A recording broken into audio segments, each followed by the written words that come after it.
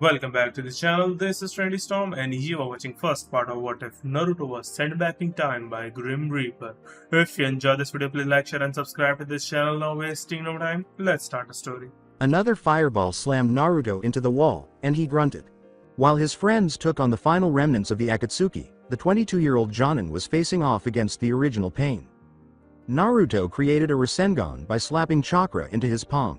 Sakura's kick had just blindsided Pain, and he looked up just in time to see Naruto Rasengan fly at his face. The extremely compressed ball of chakra leveled his head before he could even react. The body fell to the floor as Hinata dealt with one of the three Pains that were still alive.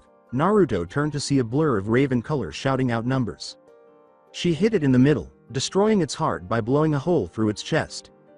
Dead, it fell to the ground before her face changed to one of horror. Naruto gave her a quick smile. Hinata's face turned pale as she gazed down at her stomach.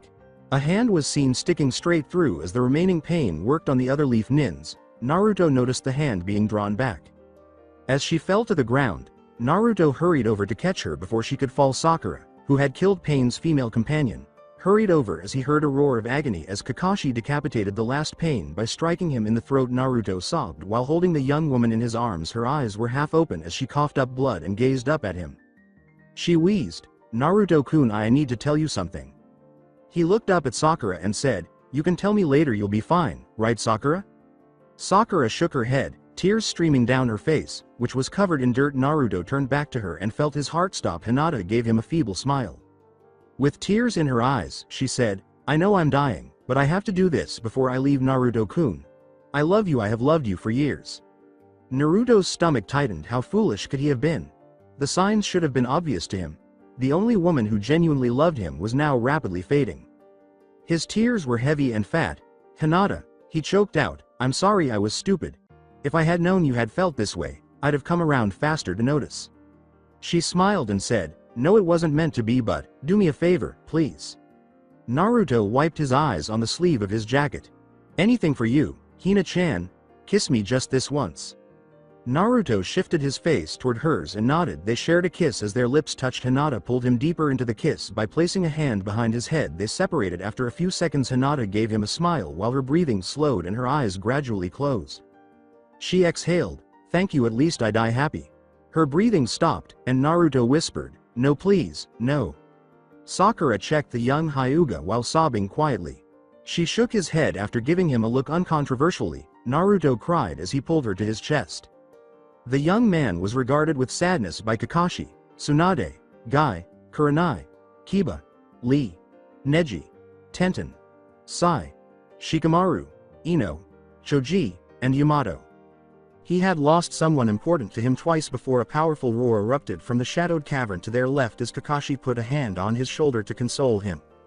A monstrous creature staggered out of the cave, causing everyone to turn their heads. It was enormous, 50 feet or more in height. Out of its 9 tails, Shukaku had 1, Nibi had 2, the 3 tails had 3, and the 4 tails had 4. When the creature saw them, it stumbled in their direction and bellowed like an enraged bull. Despite being exhausted, the leaf ninja stood ready. Tragically, Naruto moved in front of them. His gaze shifted to Kakashi. "Sensei, get everyone out of here, I'll handle this thing." Kakashi turned to face his pupil. "How?" "By calling on all his power, all 9 tails." Tsunade exclaimed, "Naruto, that could kill you." "I know," he grumbled, "but it is the only way to kill this thing. Go and Sensei, do me a favor." Knowing that this would likely be his final encounter with his student, Kakashi gazed at him sorrowfully. "Yes, Naruto? Take Hinata back with you. Give her a Hokage funeral. She meant everything to me, to everyone. She deserves it." "You got it." And Naruto? The blonde gave him a look. "I'm proud of you. You have become stronger than me. You have made me so proud to be your sensei. I hope you find peace and tell Hinata hello for us." He sadly remarked, "I don't think Kami allows demons in heaven." With tears streaming down her cheeks, Tsunade remarked, "I think you earned it." Naruto approached the monster and said, "Thank you, Hokage-sama, for everything. Thank you all for being my friends. Live long and prosper, guys." With sorrow tearing through their hearts, the leaf ninjas departed the cavern as Kakashi picked up Hinata's body and made their way toward daylight. As he collected his chakra and summoned all of the fox's resources, Naruto silently shed tears. A familiar voice slipped into his grief-stricken mind, causing his chakra to stop.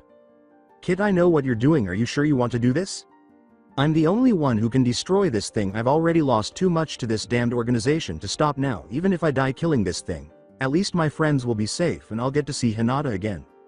That thought warmed his heart. Kyuubi sent him everything he had after nodding. You've made me proud, kid. It has been a pleasure to serve with you in these times. Hopefully, we'll see each other in Kami's court. I'll miss being in here with you, kid. The fox responded with sadness. I know I'll miss you too, you old fox. Naruto started to transform more quickly than before. His chakra tails quickly grew. His skin was buried beneath the chakra cloak. He ignored the discomfort even at 4 tails. He could feel his mind getting sharper. He was in total command. Something amazing occurred at 9 tails. His skin turned scarlet, and his hair stood straight up, glowing gold. He had long canines and dark whisker marks. The intense heat from the chakra evaporated his tears. He glared at the monstrosity and let out a primordial roar. You die here, freak. Naruto started to collect his chakra in his palms. Super condensed chakra started to form in twin balls. They were each a meter across in a matter of seconds. With a roar, Naruto slammed them together, giving them his all. Naruto slept with a single, enormous ball of chakra. As the ball struck his head, the beast let out a terrified roar. The mountain on top of them collapsed when it exploded with enough force. While an ecstatic Naruto was crushed beneath tons of debris. The beast had been dead from his head exploding. Naruto experienced a sense of buoyancy when he opened his eyes. He saw something that could only have happened in a nightmare. A somewhat rotten-looking creature sat in front of him where its robes ended at the chest. Its ribs were visible. It had a single blade in its mouth and a face resembling that of a demon. Its golden eyes greeted the boy as it sat lotus style. Naruto Uzumaki, container of the 9-tailed fox we met. Naruto gazed fearfully at the creature. Do not be afraid. I am the god of death. I have witnessed how you died. Now, as per holy law, it is up to me to decide what to do with you. I have seen your pain and what you gave up to destroy that abomination. For that, I'll give you a chance to right the wrongs that have been done.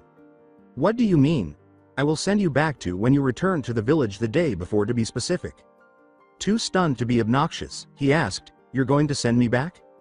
Yes, on one condition. Bowing to the death god, he said, anything. You will kill Orochimaru. His time has come. He is unnatural. It has upset the balance of the cosmos that he lives when he should be dead now. Do you accept? Without hesitation, he replied, Yes, good. I will send you back with all your memories and Kyuubi will join with you. Join with me? Yes, to do this, I will have to fuse your souls together. You will still be you, but you will have his memories and all his chakra. In a sense, you will be one. I'll do it. Good luck, Naruto. The darkness whirled out of view. Then Naruto woke up abruptly. As he looked around, he noticed that trees were all around him. The sun had barely risen when he looked up. With the tent behind him and the fire pit in front of him, he could see that he was camping. He got to his feet and drew a kunai. He felt the pain as he carefully cut his poem. He observed that the wound healed as fast as he had cut his heart sword, and he smiled. He was where he was meant to be and he was alive. When Naruto realized where he was, he smiled. He lifted the flap and turned to face the tent. Jiraiya was sleeping. The elderly man appeared calm, with a faint smile on his face as his chest slowly rose and fell. Naruto inhaled deeply. Wake up, Ero Sennin, he yelled for the man to listen. With a monkey-like screech, the man leapt to his feet and looked around, his white hair flying. He scowled when he noticed Naruto laughing. As he rubbed his eyes, he growled, Must you do that every morning? Naruto laughed and said, Sorry, Jiraiya-sensei. He checked the boy for a fever and said, You've never called me Jiraiya-sensei before. You feeling okay? I'm fine. I just figured it was time to grow up, right, sensei? Naruto said with a grin. Jiraiya grinned broadly in return. I couldn't have said it better myself. Now, let's get going. Yeah, we have a lot of ground to cover to get back home and there's someone I have to see. Jiraiya scratched his head, wondering, who? That pink-haired girl? Sakura was her name? Nope, a certain play-eyed, raven-haired beauty who I have been blind to for years. Jiraiya was left perplexed after Naruto left. What on earth was the boy's problem? If only he were aware. 15 minutes from the leaf, Jiraiya and Naruto came upon a small village. While strolling down the road, Naruto shook his head and looked down at his clothes. The amount of orange he had worn had slipped his mind. He turned to face Jiraiya, who was looking absently up at the sky. Hey, sensei? Can we make a quick stop at a clothing shop? I kinda think it's time to move past orange. Jiraiya grinned as she turned to face him and said, About time. I have been saying the same thing for 2 years. Yeah, I guess it finally sunk in anyway. I'm going to get some new clothes. He started to walk away, but halted. He spun around, gave Jiraiya a hug, and then released his hold. As he left for the closest clothes store, Naruto said, Thanks for everything, sensei. As the blonde vanished onto a nearby clothing store, Jiraiya watched him in shock. Confused, he asked, what the devil happened to him, before noticing a hot spring nearby. He threw his stalking no jutsu and giggled like a schoolgirl. Naruto snickered as he watched he had used genjutsu on Jiraiya, giving the impression that he was spying on women when, in reality, he was just looking through a barrel's hole. Naruto sighed and went into the store to start looking around. He still thinks I can't cast a genjutsu to save my life, thank God for Kyuubi. 15 minutes later, he decided on a dark blue shirt and black jacket. He was dressed in dark blue sandals and dark green ninja pants. His tight-fitting undershirt was visible when he left his jacket open. When he realized that all of his muscles were visible, he scowled. He approached a giggling Jiraiya. After shaking his head, Naruto released him from the genjutsu and put a hand on his shoulder. What the? Jiraiya asked, looking up to see Naruto smiling. Like barrels, sensei? Huh? Jiraiya asked, turning back to face the hot spring, only to be confronted by a barrel. He got to his feet and glanced around before focusing on the blonde. I thought you couldn't do genjutsu. Kyuubi showed me how. That reminds me, I came across a term I don't understand. What is a hanyu? Jiraiya waved Naruto to come along with him. Before he could say anything, they left the village. Naruto, hanyus are part demons. They look perfectly human, but under times of great stress, they begging to show their demon side. They are immortal to a point and stop aging around their 20th birthday. They are incredibly hard to kill. Why the sudden interest? Nothing, just something Kyuubi mentioned to me a while back, something about us fusing. Jiraiya let out a sigh. I had a feeling that would happen. Naruto, you will eventually become a hanyu. Really? Unwell, things could be worse. Jiraiya gave him a look. They arrived at the village hidden in the leaves gates before he could speak. As they entered the village, Naruto's smile got bigger as the on-duty guards greeted them. Naruto moved slowly and deliberately. Eventually, he discovered Sakura and the corpse of Konohamaru suppressing his chakra. He approached Sakura from behind and grinned. She said, and then the cat attacked Naruto for no reason. He smiled and said, not true, I kinda squished it, remember? Sakura jumped in fear and spun around to see Naruto standing 6 feet tall. The absence of orange apparel was even more startling. Not daring to think it was him, she examined him. He just smiled. Recalling vividly the abuse he received for claiming she had not changed at all, he said, so, Sakura, I see you have become more womanly. She looked down and flushed pink. Thank you, Naruto, you have become more manly. She gave him another look, her gaze briefly resting on his rock-hard abs, and Naruto laughed. A bang and a puff of smoke preceded the appearance of a stunning brunette. Before she could say anything, after giving Naruto a seductive wink, she vanished, to be replaced by a smiling 12-year-old boy. Naruto gave the child a head pat. Well done, Konohamaru, but don't use that technique anymore, K? The boy gazed at him in wonder. Naruto turned to Jiraiya, and all he could do was nod his head. We should get going. Tsunade-sama isn't a patent woman if memory serves. Sakura joked, who are you and what have you done with Naruto? As they made their way to the Hokage Tower, he smiled and remarked, Jiraiya-sensei managed to teach him how to be respectful. Naruto entered the tower with the Toad Sage. After knocking, Naruto waited for her to call them inside. Jiraiya bounded joyfully into the room, beaming. Hey, Tsunade. Long time no see. He stopped in his tracks when Tsunade glared at him from above. He said, a bad time? Out of fear for his life. Very, where's the knucklehead? With a deep bow, Naruto said, right here, Tsunade-sama. He stood tall and made eye contact with Tsunade, who gazed at him in wonder. She looked him over and blushed a little, saying, Naruto? My, you've grown and become more of a man. Naruto sighed in frustration. Why on earth did all the women he encountered want to see him? Yeah, it's all because of Jiraiya-sensei. Jiraiya-sensei. Whoa, you've definitely changed. Tell you what. Why don't you go ahead and look around and Jiraiya will give me the debriefing? He said, sounds good. He rose and made his way to the door. Tsunade yelled, hey, brat. Catch. As his hand was about to reach the knob with a swift motion, he grabbed a pair of keys out of the air. After glancing at them, he turned back to her. It's a welcome back present. Also, your apartment complex was demolished a few months ago. Your stuff is boxed up in your house. As he exited the room, Naruto said with a smile, thanks, Hokage-sama. Tsunade looked over at Jiraiya. You did a number on him, good job. Actually, he woke up that way yesterday. I guess he finally decided to grow up. We can only hope. Naruto was strolling through the village peacefully, admiring the familiar sights.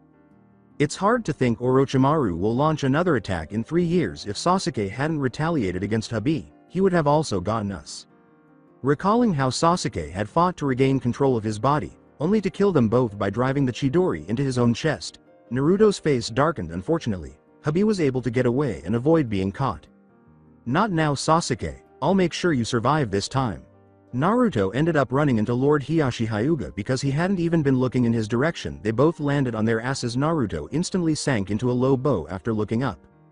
Lord Hyuga, I apologize for not watching where I was going. Please allow me to help you carry your bags.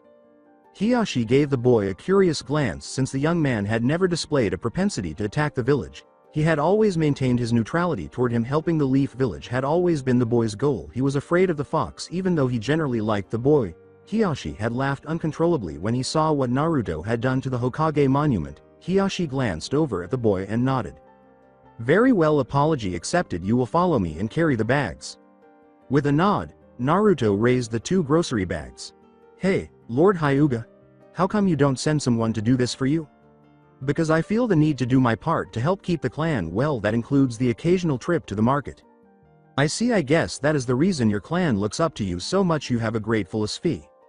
Hiyashi gave him a curious look in return. The boy might have been more than he seemed. He led Naruto to the kitchen. After returning to the top of the Hyuga compound after putting the bags down, Naruto started assisting them with putting the groceries away. They finished in 10 minutes. Hiyashi gave him a grateful glance. Thank you for your help, it is much appreciated. No sweat after all. I knocked you over on accident anyway. Lord Hyuga? Is Hinata home? He questioned suspiciously. No, she is on mission. Why? Naruto bowed once more and departed the building with a respectful wave, saying, no reason, just want to catch up. Is all good day, Lord Hyuga. Hiyashi looked thoughtfully as he walked away. Well, maybe I ought to think about him as Hinata's potential husband. She is completely enamored with him. As the village's streets grew darker, Naruto made his way to Ichiraku Ramen. Upon entering, he was taken aback to see Sakura seated at the stall, consuming a small portion of what appeared to be pork ramen. With a smile, the owner Tucci said, hey, if it isn't Naruto. Long time no see, as the blonde took a seat. Ayame blushed deeply as she peered out from the kitchen when Naruto saw this. He understood her thoughts over the years. He had discovered the causes of women's blushes. He kind of wished he hadn't. Now Ayame grinned at him and shook her head. She emphasized the honorific when she said, hello, Naruto-kun. When Tucci noticed Naruto blushing a little, he raised an eyebrow. Hey, Ayame-chan, how have you been? Fine, thanks to you. I was able to go to college. I'd be willing to pay you back anyway you want, she replied with a smile. Tucci prayed that he would say no later. He would speak with her. No thanks necessary. Beside, you guys deserved my service after all. You're the only ones who knew about KY who knew of my problem and still treated me kindly, he thought to himself. That wasn't yet public knowledge, he recalled, and he had nearly forgotten. Tucci sighed with relief as she realized it. Yes, well, what can I get ya? I'm not really too hungry. How about a bowl of miso? With a doubtful gaze, Tucci asked, a single bowl? Alright. Sakura looked over at Naruto. So what have you been up to? Not much, just learning some new things. I learned a lot of Medcal ninjutsu and also learned how to use superhuman strength like sensei. Remembering the first time she had used her immense strength, Naruto nodded. It made him extremely frightened. However, that would not occur until tomorrow. Good say, Sakura? Have you been seeing anyone? I mean, just so you know, I'm over my crush now. I just want to know. Sakura gave him a doubtful glance. She did, however, believe him after noticing that his eyes showed nothing. She said quietly, no. Naruto's head dropped. He was aware that Sasuke was still missing her. Hey, Sakura? Why don't you give Lee a chance? He's a great guy, smart, funny, and a kind person. He was saying things she already knew, she realized as she looked at him. She trailed off, I don't know, it's just that. Sakura, I know you're waiting for Sasuke, but I think it's time to move on. Even though I promised to bring him back, I might not be able to, and it isn't healthy for you to just wait for him as your self-proclaimed older brother. I don't want to see you hurt. Just give Lee a chance, you won't regret it. Her smile said, older brother, since when? He smiled and said, since now. Tucci placed the bowl before him. Naruto started eating. Normally the speed at which normal people eat is normal. Sakura merely gave him a smile. Well, I guess you're right. Besides, if my niece-san approves of him, why shouldn't I?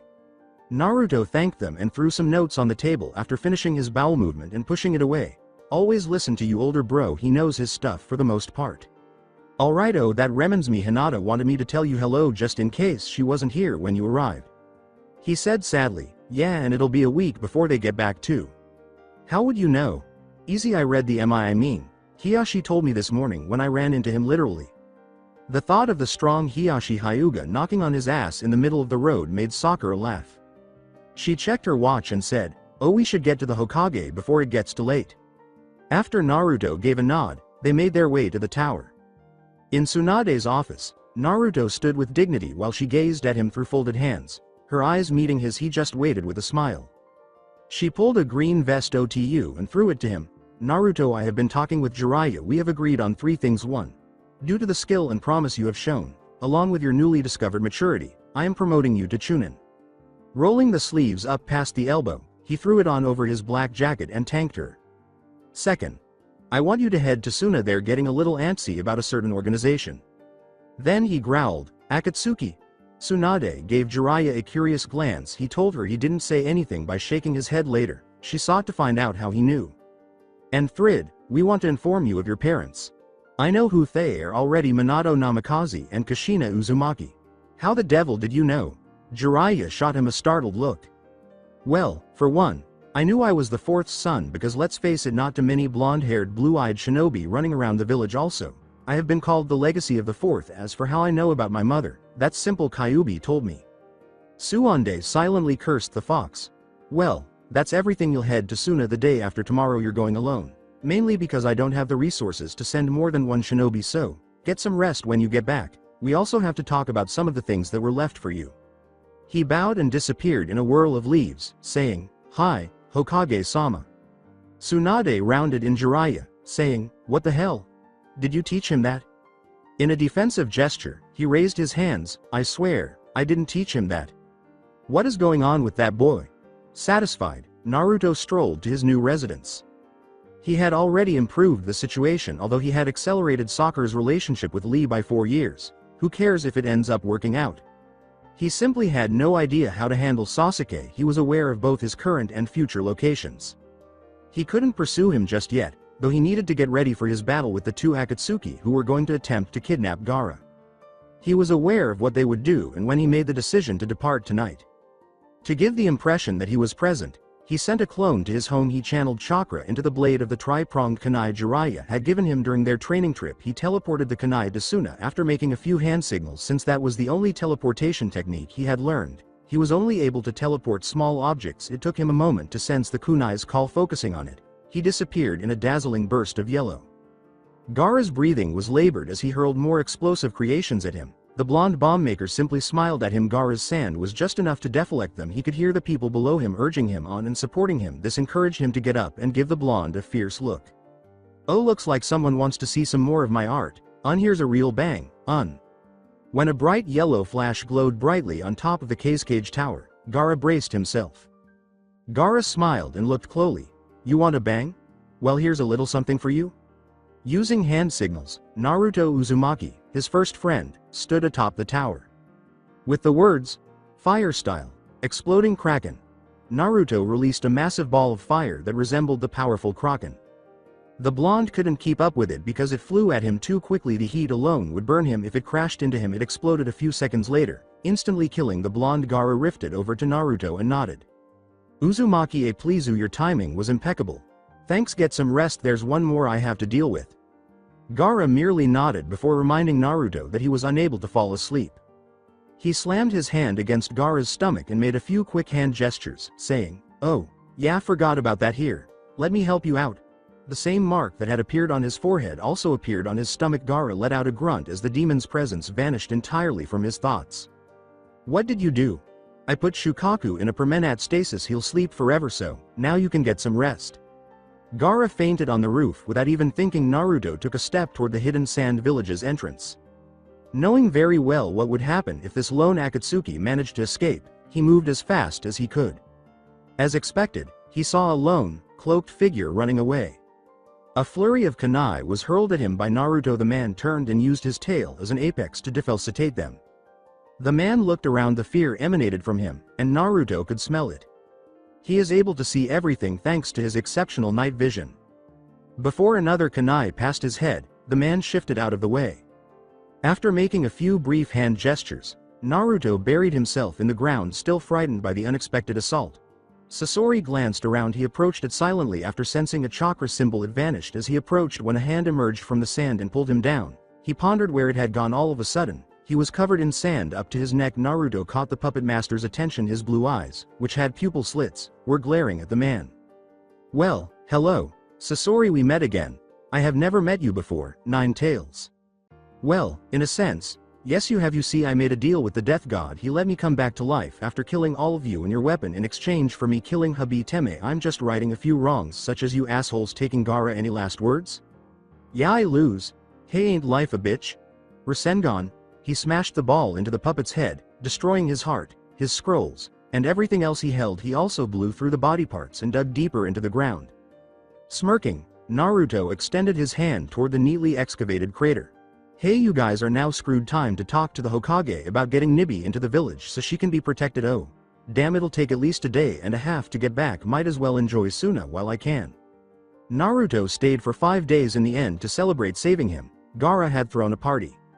Naruto had maintained his modesty throughout. He expressed his gratitude for their hospitality.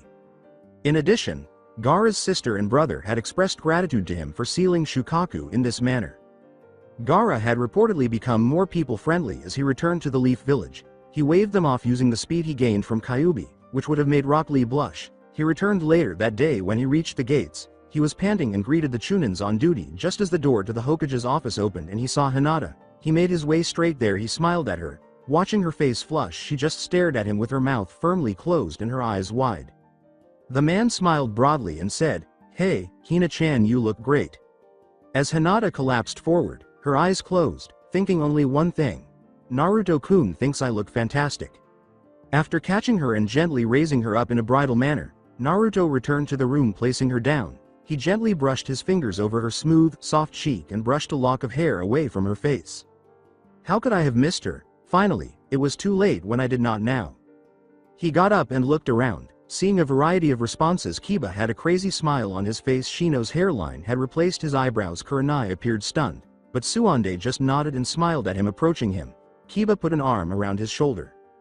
"So you moving in on Hinata?" He and Kiba had been having arguments like this for years, and they both liked it. "What's it to you, dog breath?" Kiba took his arm away and gave him a fierce look. He approached the door and gave him a sly smile as the other members of Team 8 filed out. Naruto shook his head. He sat down in the chair in front of the Hokage's desk. After turning to face her before she spoke, she gave him a weird look. "I take it the mission was a success?" He put 2 rings on the table and said, "Hi-oh. Here rings from the 2 Akatsuki, Deidria and Sasori." "Naruto, how'd you kill them? They were at least Sannin level."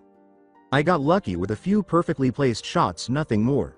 Tsunade accepted his explanation by nodding her head. "Well, I see you know how to handle yourself now. As to what your parents left you, the home I gave you the keys to? It was your father's house also. You have inherited a large sum of money from them both. Other than this letter, there's nothing else." She gave him the letter. Taking it, he opened it. Even after reading it more than 1,000 times, he consistently experienced the same response. The letter said, "My son Naruto, your mother and I have both passed away. If you are reading this, it makes me happy to know that I can still leave you a message and that you will be around to see it, even though I am saddened to think that I will miss your 15th birthday. I was overjoyed to learn that I would soon become a father. However, I was unable to inform anyone. I didn't want my enemies to target you. My student Kakashi Hitaki, the third, Jiraiya, and my sensei were the only people I could trust. For this reason, the Hokage who is showing you this scroll was told to hold off until you were a man. I understand how painful it must have been for you to not know who your parents are. You should have a special someone in your life to share it with by now. I hope never let her go. If you do, never stop loving and cherishing her. Never, ever leave her side. No matter what, I hope you can understand that a loving father wants his son to grow up safe and content. I love you, son. Your devoted father, the village hidden in the leaves, Minato Namikaze, 4th Hokage." Naruto nodded to the Hokage. After wiping the tears from his eyes, Tsunade gave him a serious look and nodded, indicating that he could leave. He had just gotten to his feet when he heard someone moan. Hinata was stirring. When he turned to look behind him with a smile on his face, he approached her and gently lifted her up. He glanced behind him. "I'll take her home. She'd better get there as she is now."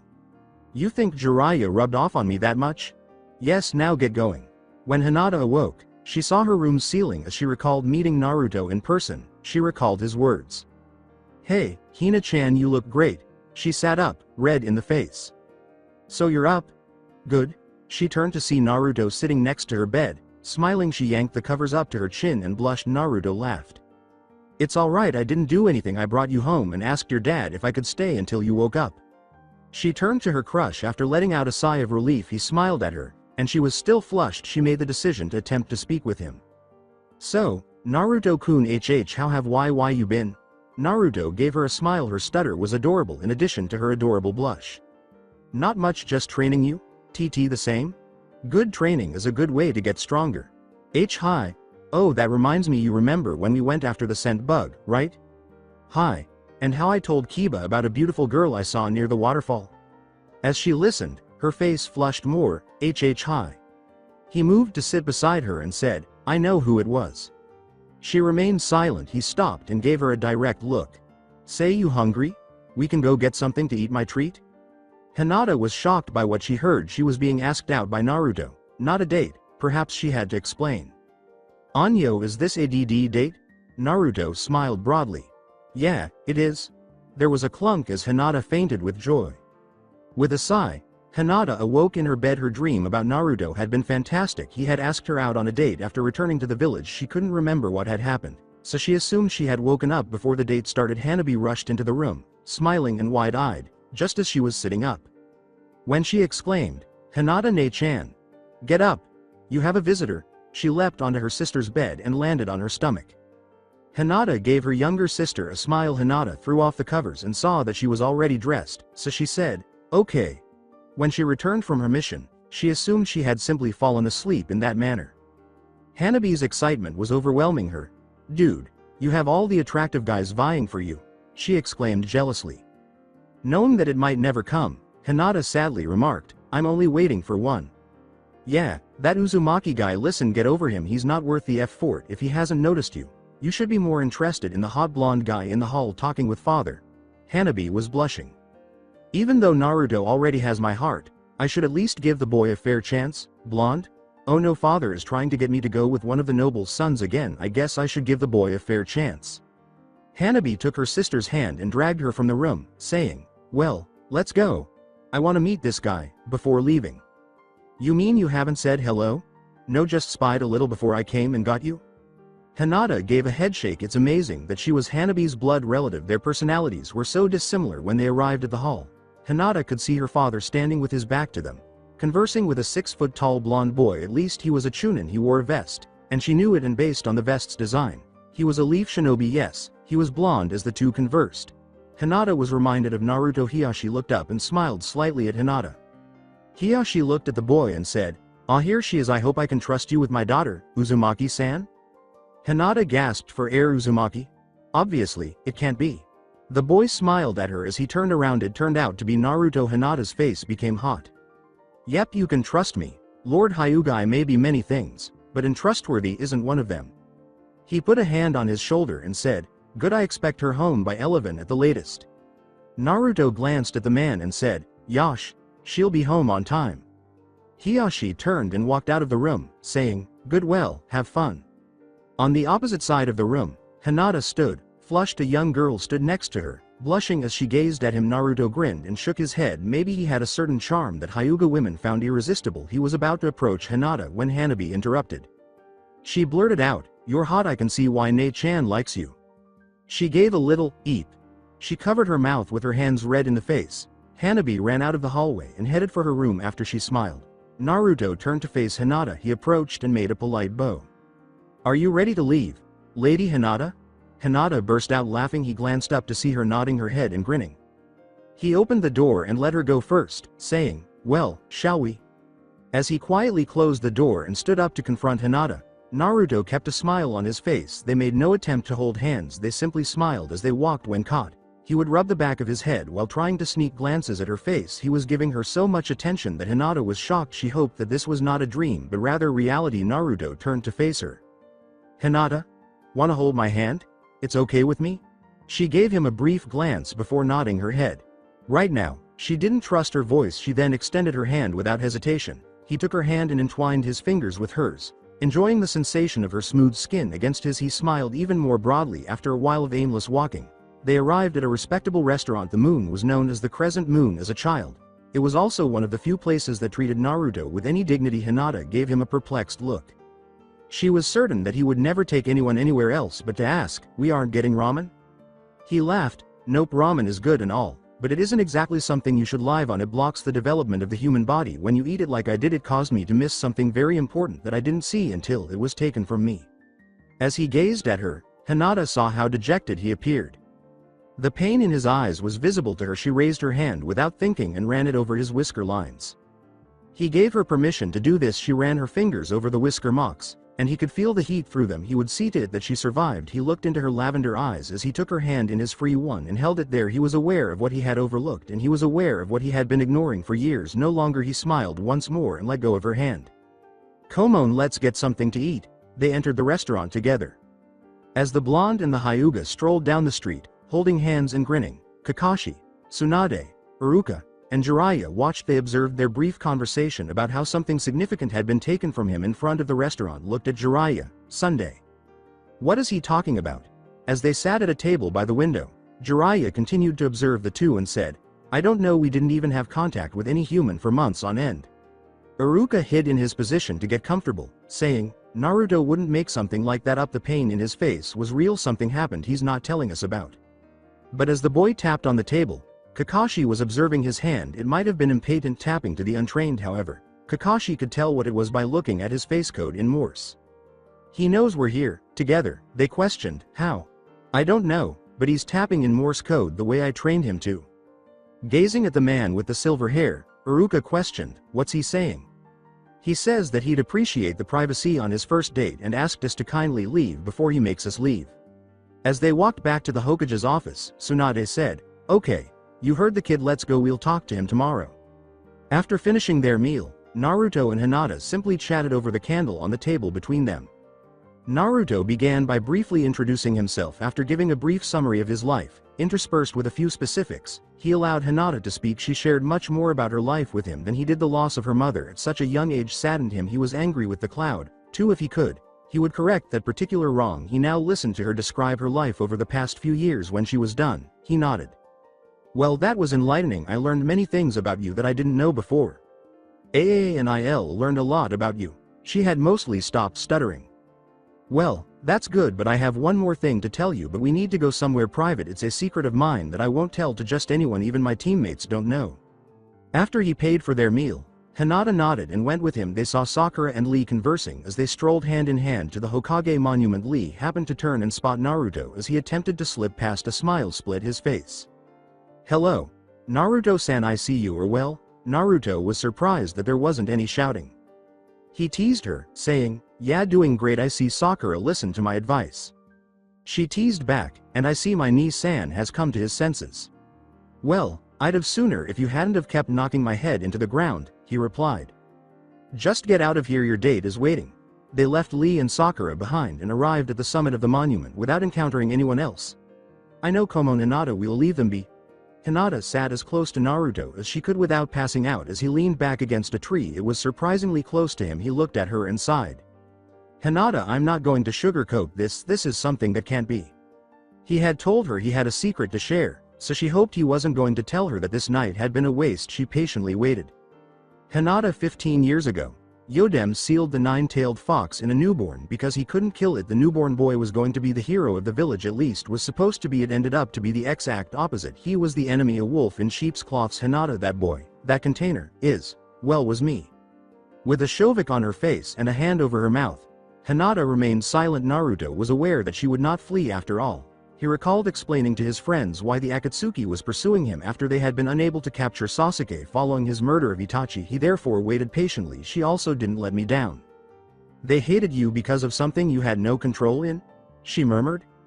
"Yeah, they beat me a few times, but I don't blame them. They were just scared and didn't understand. You can really hold it against them," he replied softly. "Naruto, thank you for trusting me. I hope you didn't think this would change anything."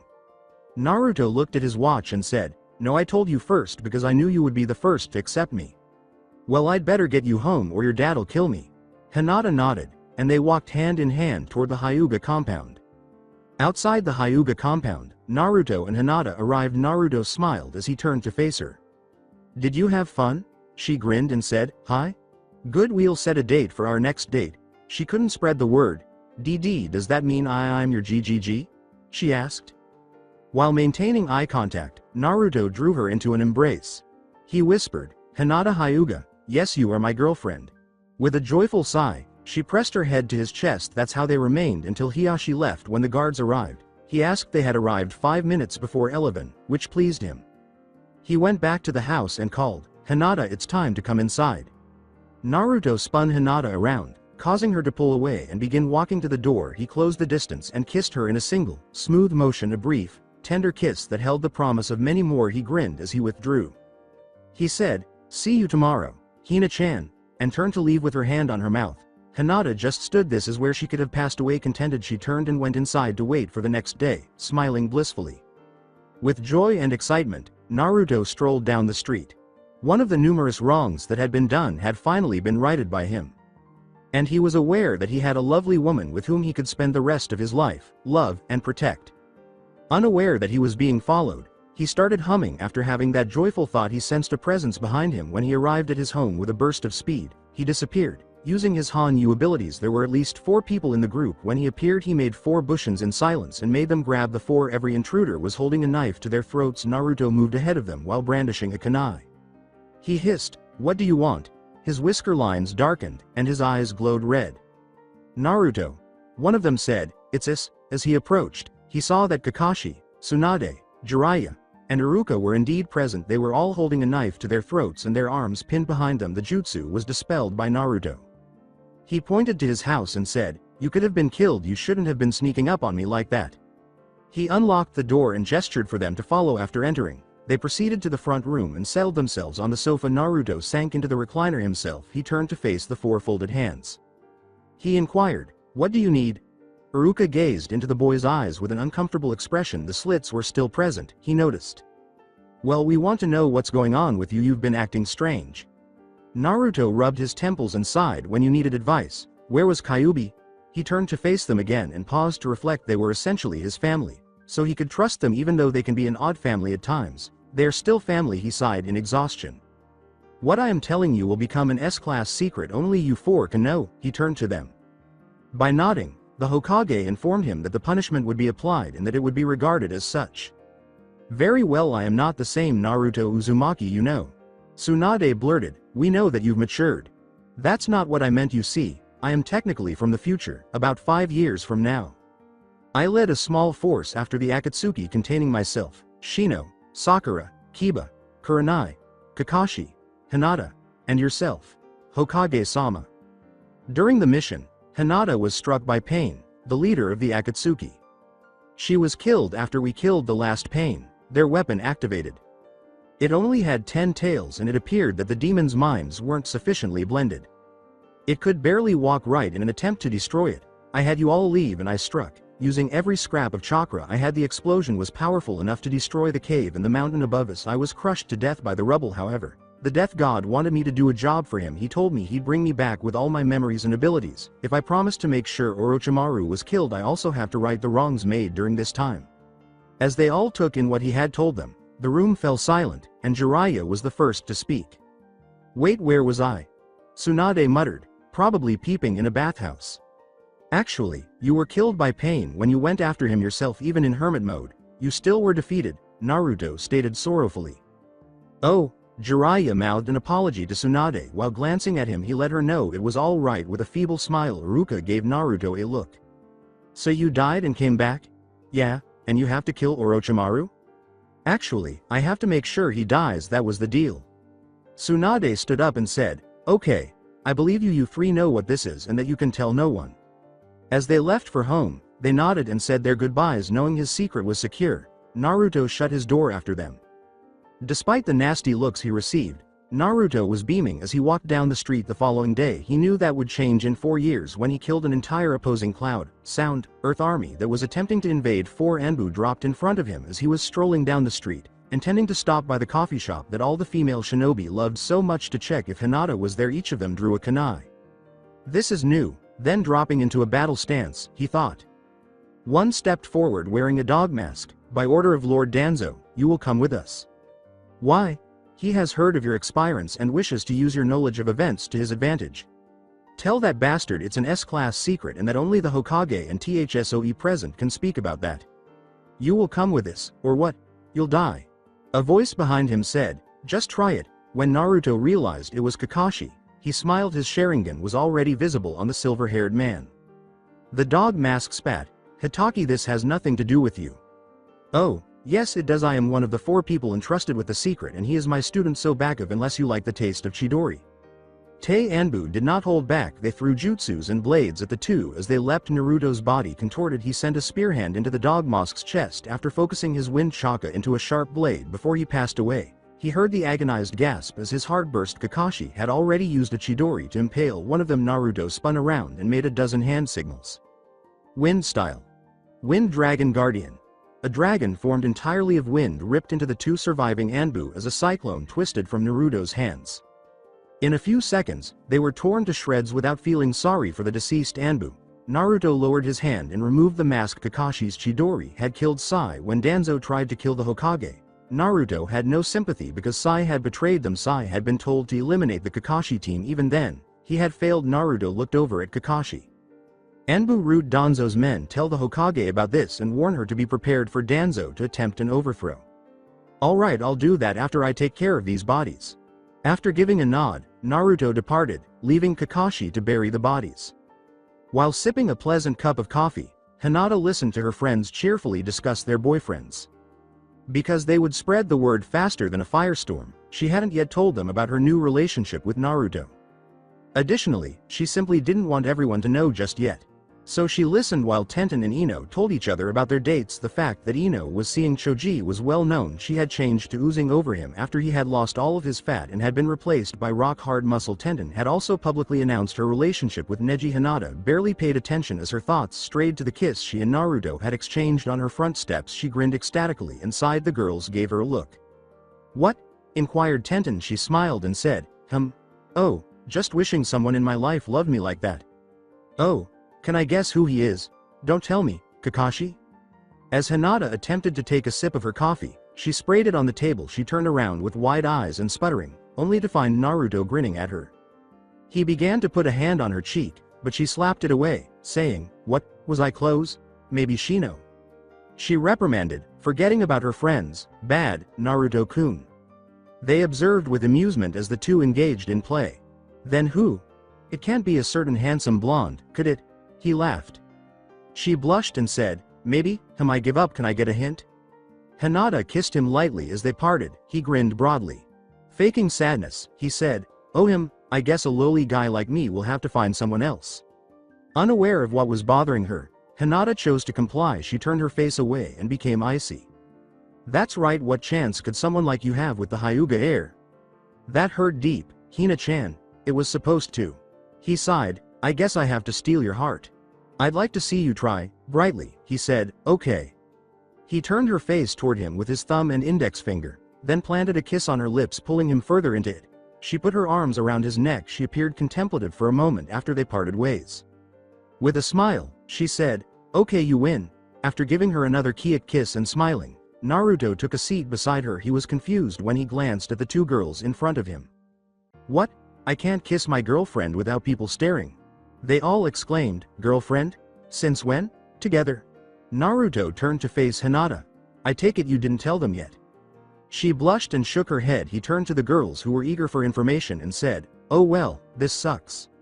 Sitting before me is a man's worst nightmare. The hungry expressions in their eyes made him think. Naruto had just finished telling Ino and Tenten about him and Hinata when there was a loud explosion coming from the Hokage Tower's direction. Naruto did not waste any time. The 3 girls were left to make their own way to the tower after he disappeared in a whirl of leaves. When Naruto got there, he saw a full-scale battle taking place outside the tower. Naruto was aware of his adversaries, the Anbu route. He then made 50 clones and deployed them to support the Anbu guards in combat. As he raised a sword to decapitate a knocked-out Tsunade, he himself leapt up to the Hokage's office, crashed through the window, and kicked Danzo in the face. Danzo glared at Naruto as he staggered back. Raising his blade to a sit level, he roared, because of you I had to accelerate my plans to take over by 3 years. You have ruined everything. No, you ruined everything. By the way, Attempted assassination of the Hokage is an S-rank offense. It only has one punishment: death. Any last words? Raising the blade, he yelled, "Die demon," and leapt at Naruto.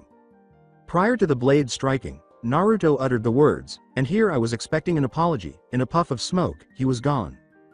Danzo glanced around abruptly. He tensed, wildly grabbing at the nape of his neck. A kunai knife was jammed beneath the base of the skull. Danzo fell to the floor, lifeless. After a few seconds of twitching, he stopped moving. Stepping over the body, Naruto peered out the window. The Anbu guards and about 30 of Naruto's clones were chasing the remaining Root members as they ran into the distance. Naruto exhaled a sigh of comfort. This was to be expected. Danzo was aware that Naruto was from the future. After all, he turned back to Suonde and eliminated the relaxant from her system. With a chakra surge, she looked up at Naruto with a drowsy expression. What happened?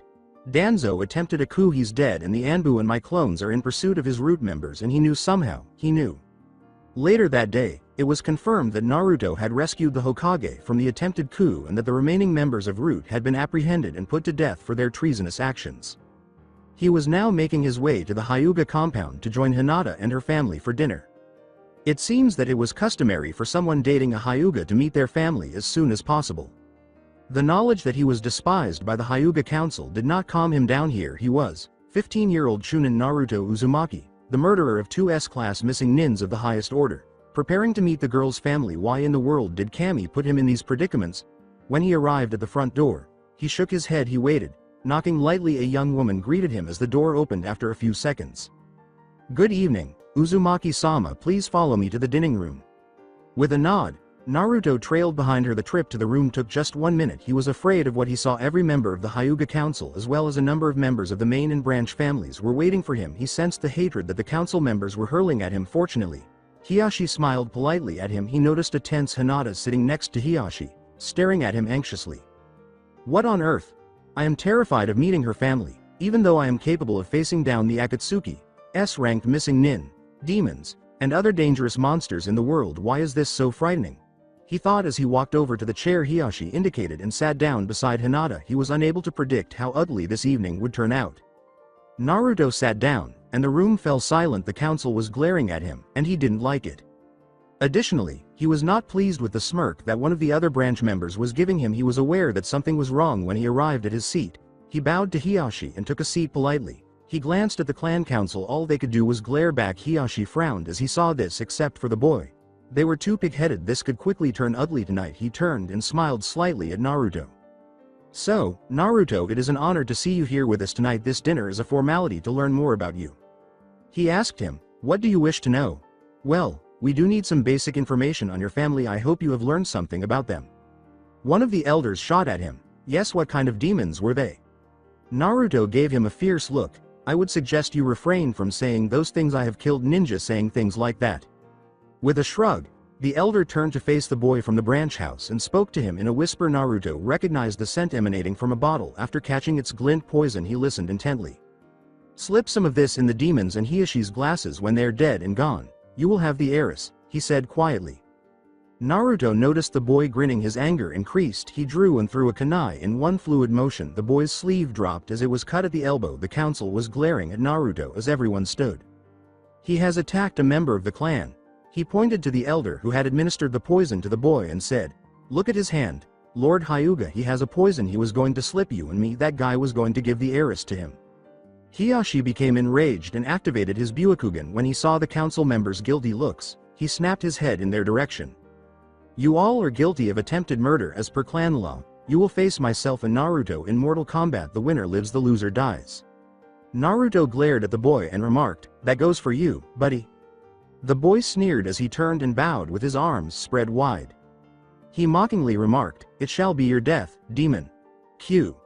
Disturbed's land of confusion. On the other side of the sparring yard, across from the 12 council members, were Naruto and Hiyashi. Hiyashi cast a contemplative glance at the group before him.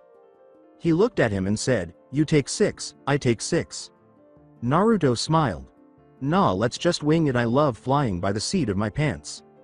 Hiyashi laughed. Even the most ruthless villain might smile at this child. With Byakugan active and everyone in the council in soft fist stances, Hiyashi concentrated. Naruto sank into an unidentified taijutsu stance as Hiyashi mirrored them. Neji joined them just as Heishi was about to tell the referee to begin. Naruto gave him a quick look.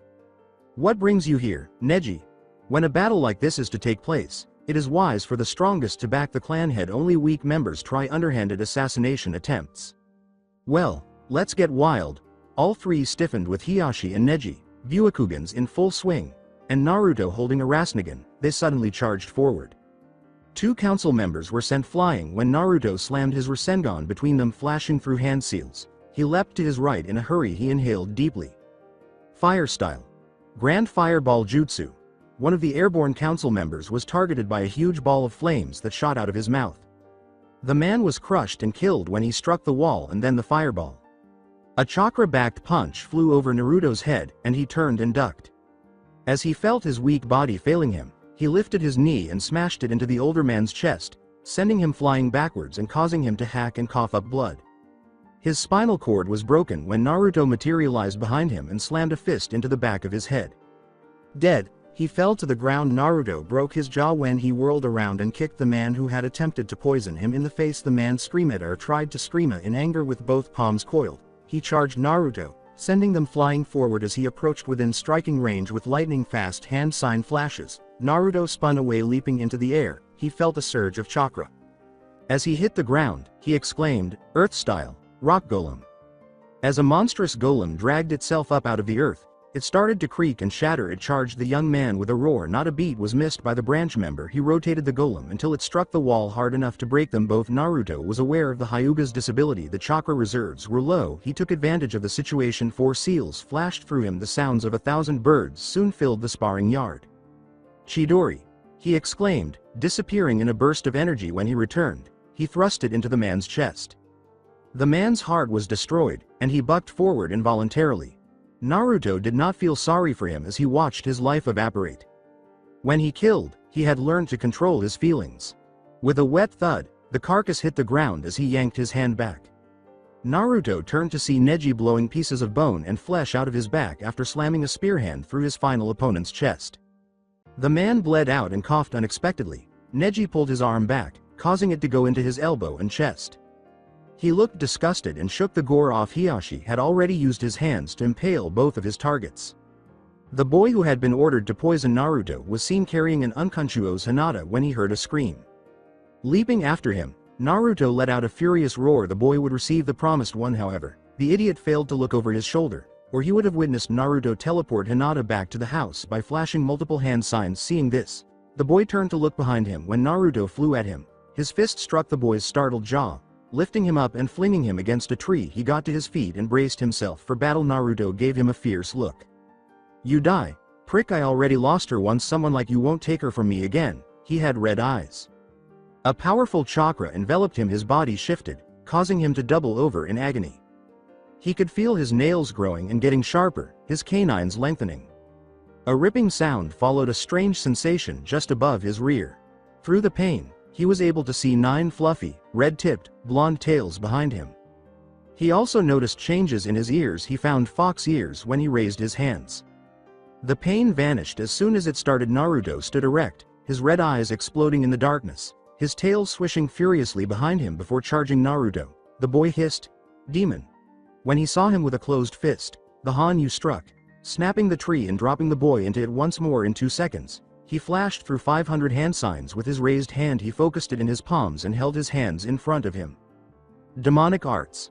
Flash fire. The boy was engulfed in flames as a flamethrower-like spout of fire shot from his hands. As the boy was burned to a crisp by the powerful fire, he let out a painful scream, almost feeling sorry for the boy. Naruto watched. However, he refused to allow anyone to touch his Hina-chan. Something caught his attention, and he turned away from the smoldering body. He failed his fox characteristics test. He let out a sigh. This is what Hiyashi would want to hear. When Naruto returned to the Hyuga compound, Hiyashi was tending to a distressed Hinata. He was able to hear everything because of his now total fusion with the fox. The name her father gave the demon made Hinata smile a little. "I'm sure he is fine. Naruto is a very powerful shinobi. Remember, he has Fluffy with him." Unnoticed, Naruto descended behind them both. He rubbed the back of his head and remarked, "Actually, I'm the fuzzy one now." Hiyashi's eyes widened in surprise as he turned around, but Hinata's response was entirely different. She cried out, "Ah, so cute," as she rushed to embrace one of Naruto's fluffy tails. Hiyashi got up and gave him a look, but Naruto just laughed. Naruto? Is that you? I mean, are you truly you? He inquired. Yami and the Baka Fox fused, making me a Hanyu. I was scared of how you guys might react to this, but seeing Hinata's reaction, I'm wondering how many people will actually be scared or do what she's doing, he replied. He drew her nearer to him with one of his tails. She gave a little ep. Before she found herself in Naruto's cozy embrace, Hiyashi merely grinned and shook his head. As Hanabi returned from the dining room, he remarked, actually, the children would love you.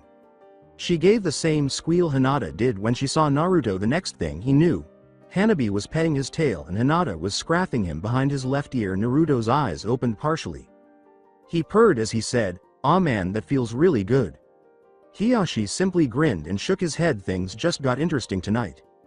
Tsunade rushed through the Hyuga compound's front door while scanning the area frantically. She yelled, "Where is he? Where is he?" Hiyashi entered the room grinning. He is trying to avoid the younger Hyuga children. They seem to have fallen in love with his tails. A tailed Naruto appeared in Tsunade's mind, and she snorted with laughter. She gave a headshake. As they made their way to the sparring yard, she inquired, "Where is he?" "I really don't know. He hides rather well apparently. He has gotten even more cunning." Tsunade had a knack for making him appear. She inhaled deeply. She yelled, "Naruto, I have an S-rank mission for you." As expected, Naruto fell beside her and began scanning the area frantically. "Please tell me this isn't a joke. This kids won't leave my damn tails alone." His appearance caused Tsunade to do a double take. She wanted to pet him, but she forced herself not to. "Actually, it was I needed to see if you truly had fused." Naruto gave a frustrated huff angrily. He replied, "Yes, I have. Kyuubi is no longer here." Well, I want to see Yuo first thing in the morning for a checkup. If I'm satisfied, I'll be sending you, Sakura, Hinata, Shino, Kiba, Kakashi, and an Anbu with you." He hurried out the door after saying, "Alright, see you guys later," as he saw the large group of young Hyuga toddlers approaching him and giggling. As she walked away, Tsunade merely chuckled. In order to get to Tsunade's office, Naruto ran on all fours through the back alleys. Fortunately, it was still early, and the village's residents were still waking up from their sound sleep and not wandering the streets. He turned abruptly to the right and saw Kakashi standing there. Kakashi's bare eye widened, and Naruto retreated a little. With trepidation, he said, "Hey sensei, how are you?" Kakashi continued to observe his pupil as he asked, Do I even want to know?" "I'll tell you later. I just have to get to the Hokage's office." "Oh right, we have a mission today. Well, get going. I'll see you later." As Kakashi left, Naruto remarked, "Just don't give us that lame, 'I got lost on the road to life' garbage you always give us." After shaking his head, Naruto made his way to the Hokage Tower. Fortunately, he didn't encounter anyone else. He arrived at the door and knocked. In just 30 seconds a weary, "Come in," reached his ears. Then he hurried into the room and closed the door behind him. He turned to see that Tsunade was grinning. "Well, you look foxy today, Naruto." As she spoke, Naruto let out a moan. "Please no puns today. I already ran into Kakashi-sensei today. Just get this checkup over with." After giving him a nod, Tsunade circled the desk and checked him with a medical diagnostic. It was finished in just 15 minutes. After giving a nod, she returned to her desk. "Well, everything appears to be fine. I don't see any biological problems. You're as healthy as you were last week." Naruto sighed with relief. "Thanks, that makes me feel better." She grinned evilly and said, "Now you just have to tell your team." Oh crap. At the front gate, Hinata, Shino, Kiba, Sakura, Tenten, Kakashi, Neji, and Lee awaited their last teammate. They searched the area for the blonde. Only Hinata and Kakashi were aware of the blonde's current situation. Hinata had laughed and explained to Kakashi how he had obtained it. When he had questioned her about it, it would be an understatement to say that Kakashi was impressed. They now patiently awaited the arrival of their now Hanyu teammate already there. Naruto was unsure of how to explain this to them. He heard Hinata activate her blood limit before he could respond. As she searched for him, he swore she did indeed locate him. "Come out, Naruto-kun. I know you're hiding in that tree over there." Everyone turned to stare at the tree in confusion. His voice was tentative as he called out, "You guys promise not to freak?" With irritation, Sakura questioned, "Of course, Baka, why would we?" Kakashi, barely able to control his laughter, called, "Naruto, just come out. They'll find out eventually." With a moan, Naruto fled to the tree. Their jaws dropped as he approached them. He paused in front of them and gave his head a scratch. "See? I'm kinda different today." Sakura wondered, "Naruto, what happened to you?" "I'll explain everything once we make camp. Now, let's go get Sasuke." Naruto, How did you know we were going after him? You weren't at the briefing this morning. Tenten made the point. Kakashi took out his favorite book and said, he ran into me this morning after the brief and I filled him in. Oh, Naruto began to head for the gate when a familiar voice cried out, well, let's go. Naruto. Hold up a second. He turned to see Jiraiya running with a book in hand in their direction. He arrived in a matter of seconds panting. He came to a stop in front of Naruto. He smiled as he looked up. He smiled and said, Naruto no Kitsune, nice ring to it. Ero Baka, what do you want? Just want to give you this, it's a book about the topic we were discussing before we got back, look at page 12, you should find it interesting. He grinned broadly. After thanking him for the book, Naruto and his group departed. They arrived at the campsite 5 miles from the town where Sasuke was last seen. Having traveled quickly, the Leaf Ninja now turned against Naruto. While they awaited his justification with a sigh, he took a seat on a nearby log. Alright, to be blunt, I was the container for the 9-tailed fox. My father, the 4th, sealed the demon in me because even he couldn't kill it. Now, I have fused with the Baka fox and have become half demon. Any questions? He noticed that a number of them had slack jaws. Everybody was looking at him in wonder. He waited for a response from one of them, but Hinata just smiled at him. She hurried over to give him a tight hug and kiss him on the lips. Grinning, she broke away. She nuzzled his neck and said, this is great, you know who your father is, I'm so happy for you, Naru-kun. He wrapped all 9 of his tails in an embrace and said, thanks Hina-chan. Kiba yelled, when did this happen? In his nice guy pose, Lee exclaimed, Yosh. The youthful flames of love burned brightly in them. This confused Naruto. His relationship with Hinata worried them more than the fact that he was partially demon. Guys. What about what I just told you? Man, we know you're you. We grew up with you, we trust you, so what if you're part demon now? Who cares? You're still the same Naruto. We've grown to love. You're our friend, comrade, and most importantly, a brother. You've become the glue that holds us together. You know how to get us to laugh, you know how to get us to fight to our last bit of strength. Hell, you even know how to get us motivated. You're Naruto Uzumaki #1, most unpredictable, kunkle-headed ninja in the Leaf Village. Kiba said, wrapping his arm around Naruto's. Sakura smiled and put her arm around Kiba, saying, yeah, this doesn't change how we stare at you. We're your friends no matter what. With his arm around her shoulders and Hinata's around his waist, she stood to his left. Lee put his arm around Sakura's waist and exclaimed, Yosh. This means nothing to our flames of youth. Friendship sits above all else as the most sacred of things. Yeah, the guy clone is right, you're my student, no matter what. Sure, you're a bit of a kunkle head, but you've grown on me, you've become my friend, the first one in a long time. Kakashi reached out his hand to Hinata's shoulder. Logically, I can see that you are not the Kyuubi, you are a friend as much as your behavior jumps across the charts. You've always been kind to us, you are one of my first friends. Shino was standing next to Lee. Tenten, who appeared next to Kakashi, grinned and said, yeah, you helped my family out of debt, you also helped me out a few times. As far as I'm concerned, nothing has changed, except you've become more fluffy. Yes, you beat me and you helped me to see that nothing is written in stone, and you've brought out the best in my cousin Naruto Uzumaki is who you are. Even a few furry tails can't change that. Neji replied with accuracy. Even though you have changed, and I have yet to truly know you, I have learned from Kakashi-senpai that you are honorable and hold THSOE precious to you above all others. You are a true ninja. Yamato continued, completing the circle. Naruto turned to face his companions. Tears welled up in his eyes. He whipped his eyes with his sleeve. He grinned at them as he raised his head again. Thanks guys, that means a lot. The others grinned back at him.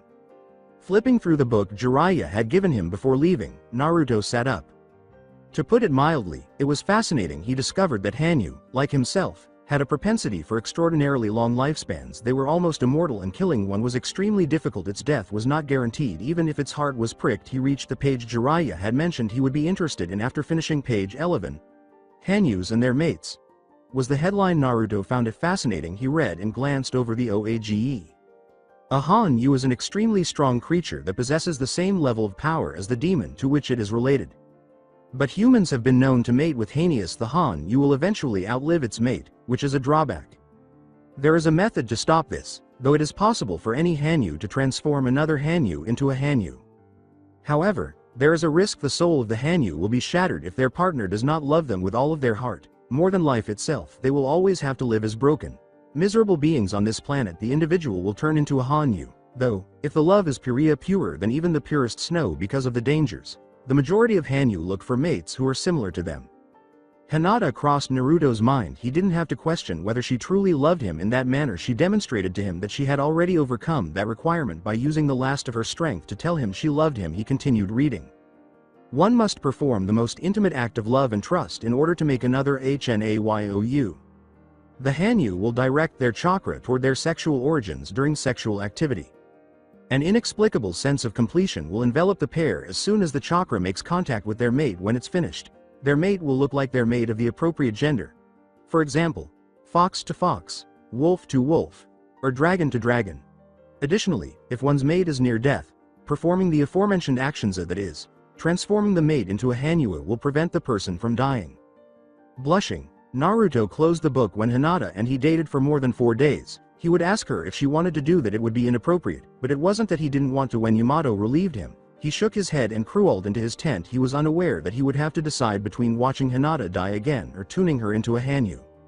The following morning, Naruto awoke to a startled gasp. He sat up quickly and opened his eyes, searching for the source of the noise. It appeared to him as a wide-eyed Hinata clutching the book he had been reading the night before. As he carefully removed the book from her, Naruto gave her a perplexed look. He glanced at the page and saw that it covered Hanius and their partners. When he realized what it most likely looked like, he blushed a little. As he closed the book, he smiled at her apologetically. "Don't worry, Hina-chan, I wasn't planning on doing any of that, especially not when we've been together only 5 days, and even if we did do it, I wouldn't turn you into a Hanyu without checking with you first." She spoke up, and he smiled slightly again as he began to leave the tent. She said quietly, "Yes." Confused, he turned around. "Yes, what?" Her face was still flushed as she met his gaze. "Yes, I'll do it." He gave her a shaken look. A hand was placed on her cheek and he said, "Don't you know what could happen to you? I won't let that happen." She flashed one of her bright smiles at him. She touched his hand and kept it on her velvety cheek. "I want to be with you forever. If becoming a Hanyu makes sure it happens, I'll do it." Naruto let out a sigh. He smiled at her. "We'll talk later."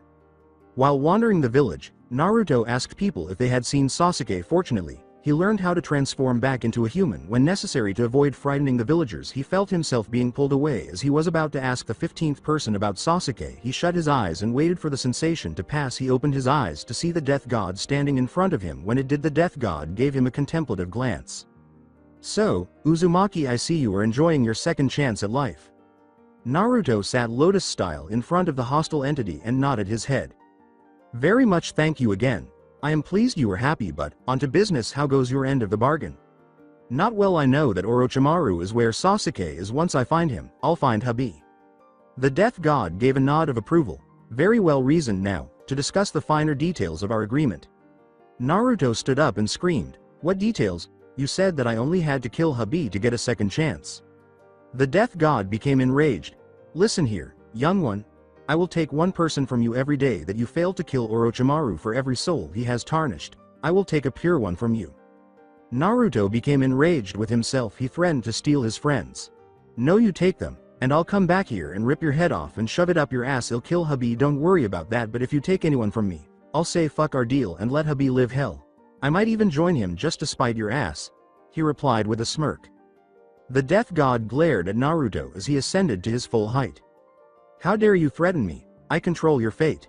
Like I told Neji all those years ago, I make my own fate. Now send me back so I can find that snake bastard and get your rotting ass off my case," he screamed. Naruto found himself outside the small village at camp when the Death God, think Q from Star Trek, Original Q, snapped his fingers. His heart ached as he hurriedly considered who the Deaton God would attempt to take from him first. Hinata would be the one. He was aware of what he needed to do to keep her safe, even though it was heartbreaking.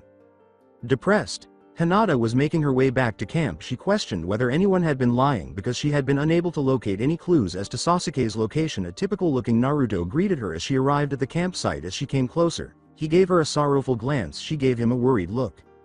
"What's wrong?" He didn't even wait for an answer before saying, "I need to talk to you now, please." A perplexed Hinata followed him as he turned and went into the woods.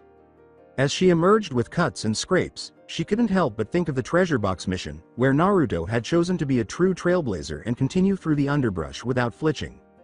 But this time, it was obvious enough to avoid the cuts. Eventually, they arrived at a waterpool featuring a blue waterfall. Naruto patted the floor beside him so she could sit while he took a seat close to the edge. She obeyed and took a seat beside him. She noticed he was still depressed as she listened to him.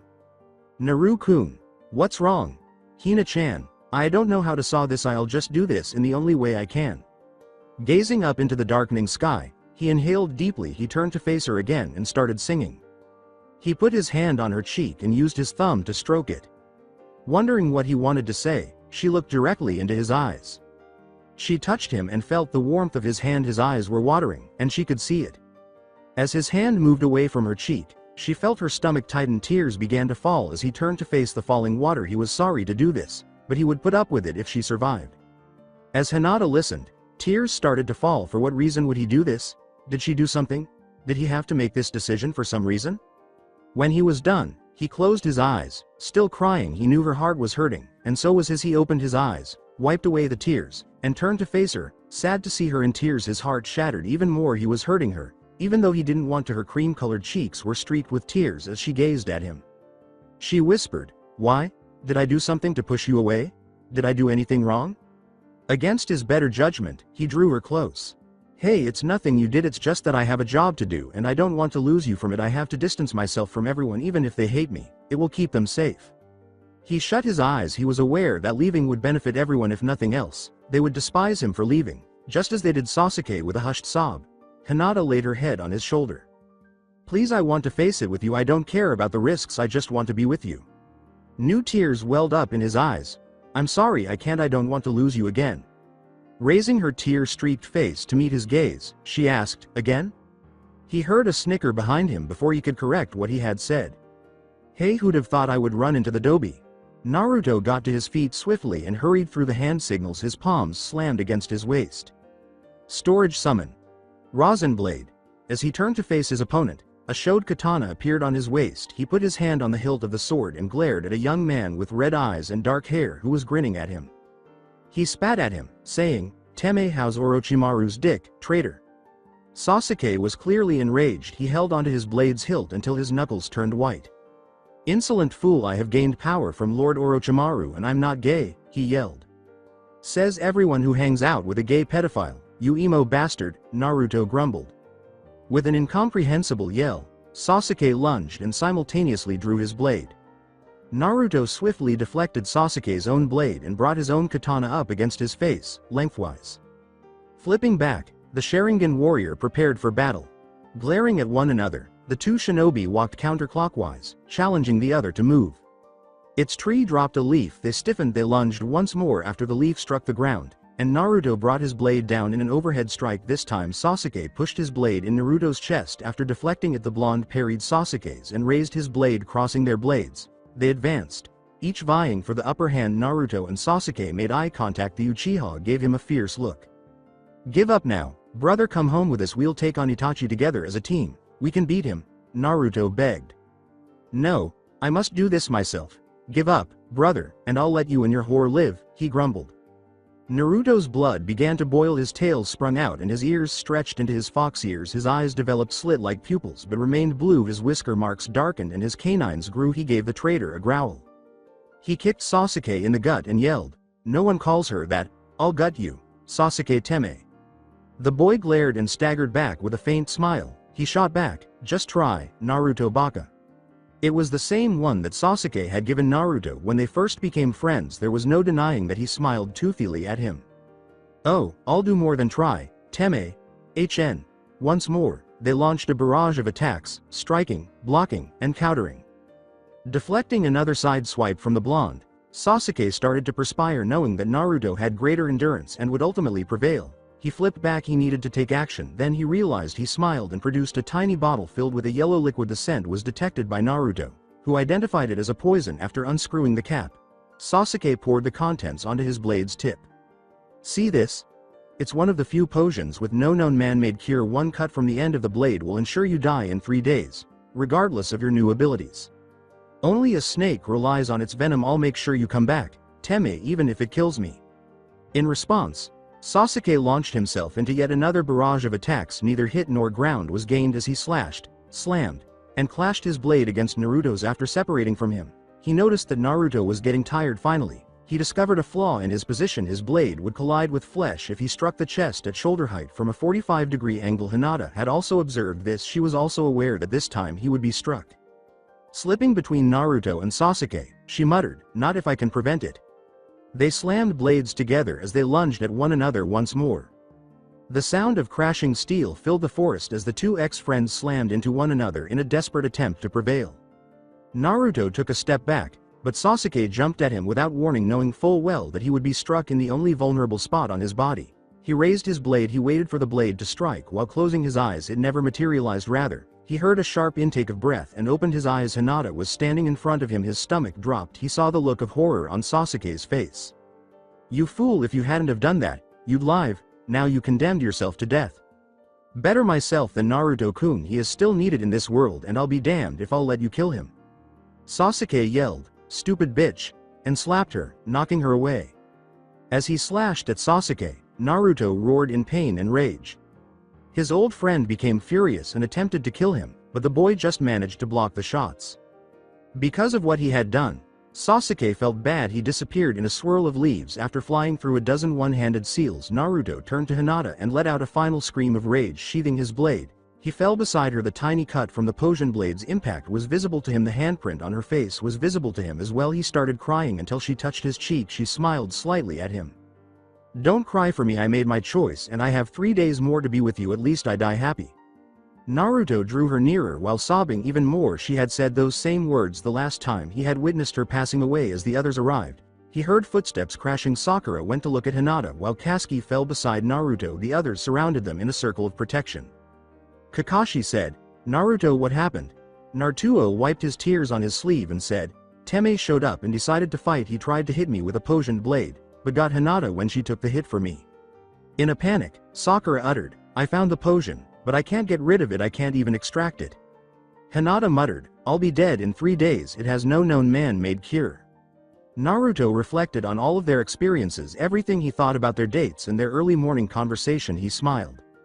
Sakura cried out, "Naruto, this is not the time to be grinning." He grinned at Hinata and remarked, "Actually, I know of a cure." Kakashi looked at him wonderingly and said, "I thought it couldn't be cured by us."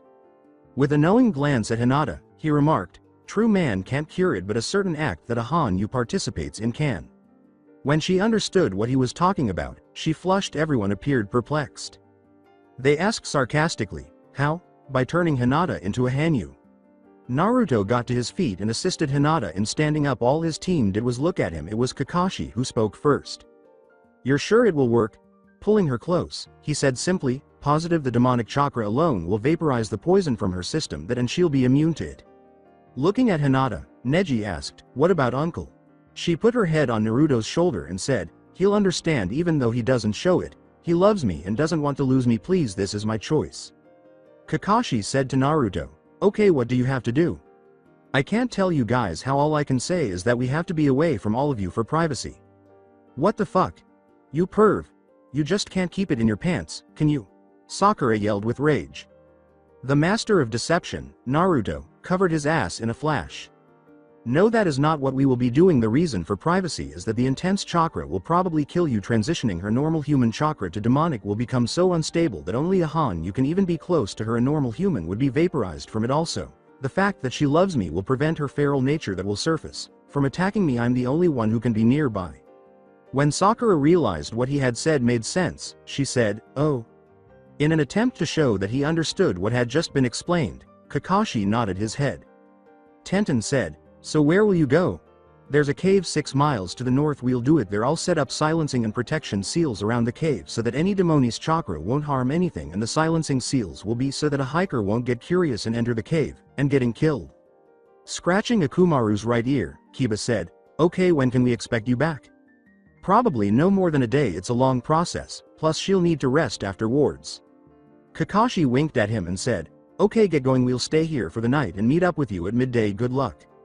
After a moment of confused staring, Naruto burst out laughing. The old pervert had obviously figured it out, but he was keeping quiet about it. After picking Hinata up bridal style, Naruto fled into the trees in search of the cave.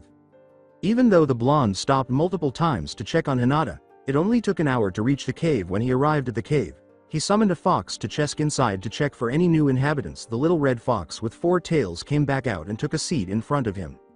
"Nothing is in here, master. It is safe. Thanks, Yahiko." With a puff of smoke, the fox disappeared holding Hinata's bridal style as she rested her head on his shoulder. Naruto entered the CVAE and proceeded about 6 meters before stopping against a wall. If you were to look at it, you would think it was just another stone wall. On closer examination, though, a whirlpool symbol would be visible in the middle of the wall. After helping Hinata stand up, Naruto bit his thumb. He put his hands on the mark and flashed the big hand signals. "Uzumaki seal release," he exclaimed to everyone. A stone archway emerged, and the wall glowed. Naruto motioned Hinata to come in first. Her mouth dropped a little as she stepped inside in what could only be described as a house. She was standing. She looked around, taking in the white walls, the hallways that led to various rooms, and the stairwell that rose in front of her. A moment later, Naruto arrived and sealed the house. Grinning, he approached her side. "Welcome to the Uzumaki household, hidden from enemies and pests of all kinds. No safer place in the world." Hinata gazed in wonder at him. "You live here?" "Yes and no, I've only been here twice, once when Ero Sennin and I were on training, and before you I mean, when I was gone from the village on my vacation last month," he replied quickly. Hinata rejected it. "Naruto, what are you not telling me?" He let out a sigh. Everything had to be told to her. "Alright, let's go to the kitchen, I'll tell you everything, I promise." She followed him through the left door and nodded, content with this. Hinata waited for a pacing Naruto to speak while she sat at the wooden table that had been cleaned. After 3 minutes of pacing, he paused and turned to face her. He sat down and inhaled deeply. "Hinata, I am not the Naruto Uzumaki you know well. I am. But I'm not from this time period, you see. I'm actually from the future. 5 years to be exact. I was killed defeating a dangerous organization's weapon. However, the death god decided to spare me and made a deal. The terms he said at the onset of the deal were that he would allow me to come back to life in this period as long as I make sure Habiteme is killed." Hinata just gazed at him, her eyes wide. It still sounded like something from a movie. Even though she knew he wouldn't make it up upon seeing her face, he gave her a sorrowful glance. She wanted to say married, but she restrained herself. "What about us? Were we together?" she asked. With regret, he said, "No, we weren't. Oh, what happened to me? You seem close to tears every time you've looked at me. You were killed. I failed to protect you moments before you died. You told me how you truly felt. I was an idiot, Hinata. I was so blinded by my childhood crush that even after it disappeared, I never noticed how you had felt. Years, I lost years that I could have been with you because of my stupidity. I'm nothing more than a loser. It should have been me killed there, not you." Tears started to fall as he told her. She looked at him, her own eyes watering. He believed that he was accountable. She rose and approached him. She lowered herself and put her hands on his face. Making eye contact, she whispered to him, "Just answer me one question. When did you realize how you felt?" "Once I searched my feelings, I realized I had loved you since the talk we had before the 3rd round of the Chunin exams. It's just that I was too dense to even notice my own feelings." She lifted him from his chair to his feet and put her arms around his neck. "Then you've done nothing wrong. Even though it was late, you knew how you felt, and now you have a second chance to fix it all. Naruto, you're not a loser, and you're not an idiot. I won't say you're not dense, because sometimes you or we have each other now. That's all that matters. Weren't we both due to do something important?" she asked, grinning. He gave her a soft peck on the lips while smiling at her. "Yeah, now that you mention it, yeah."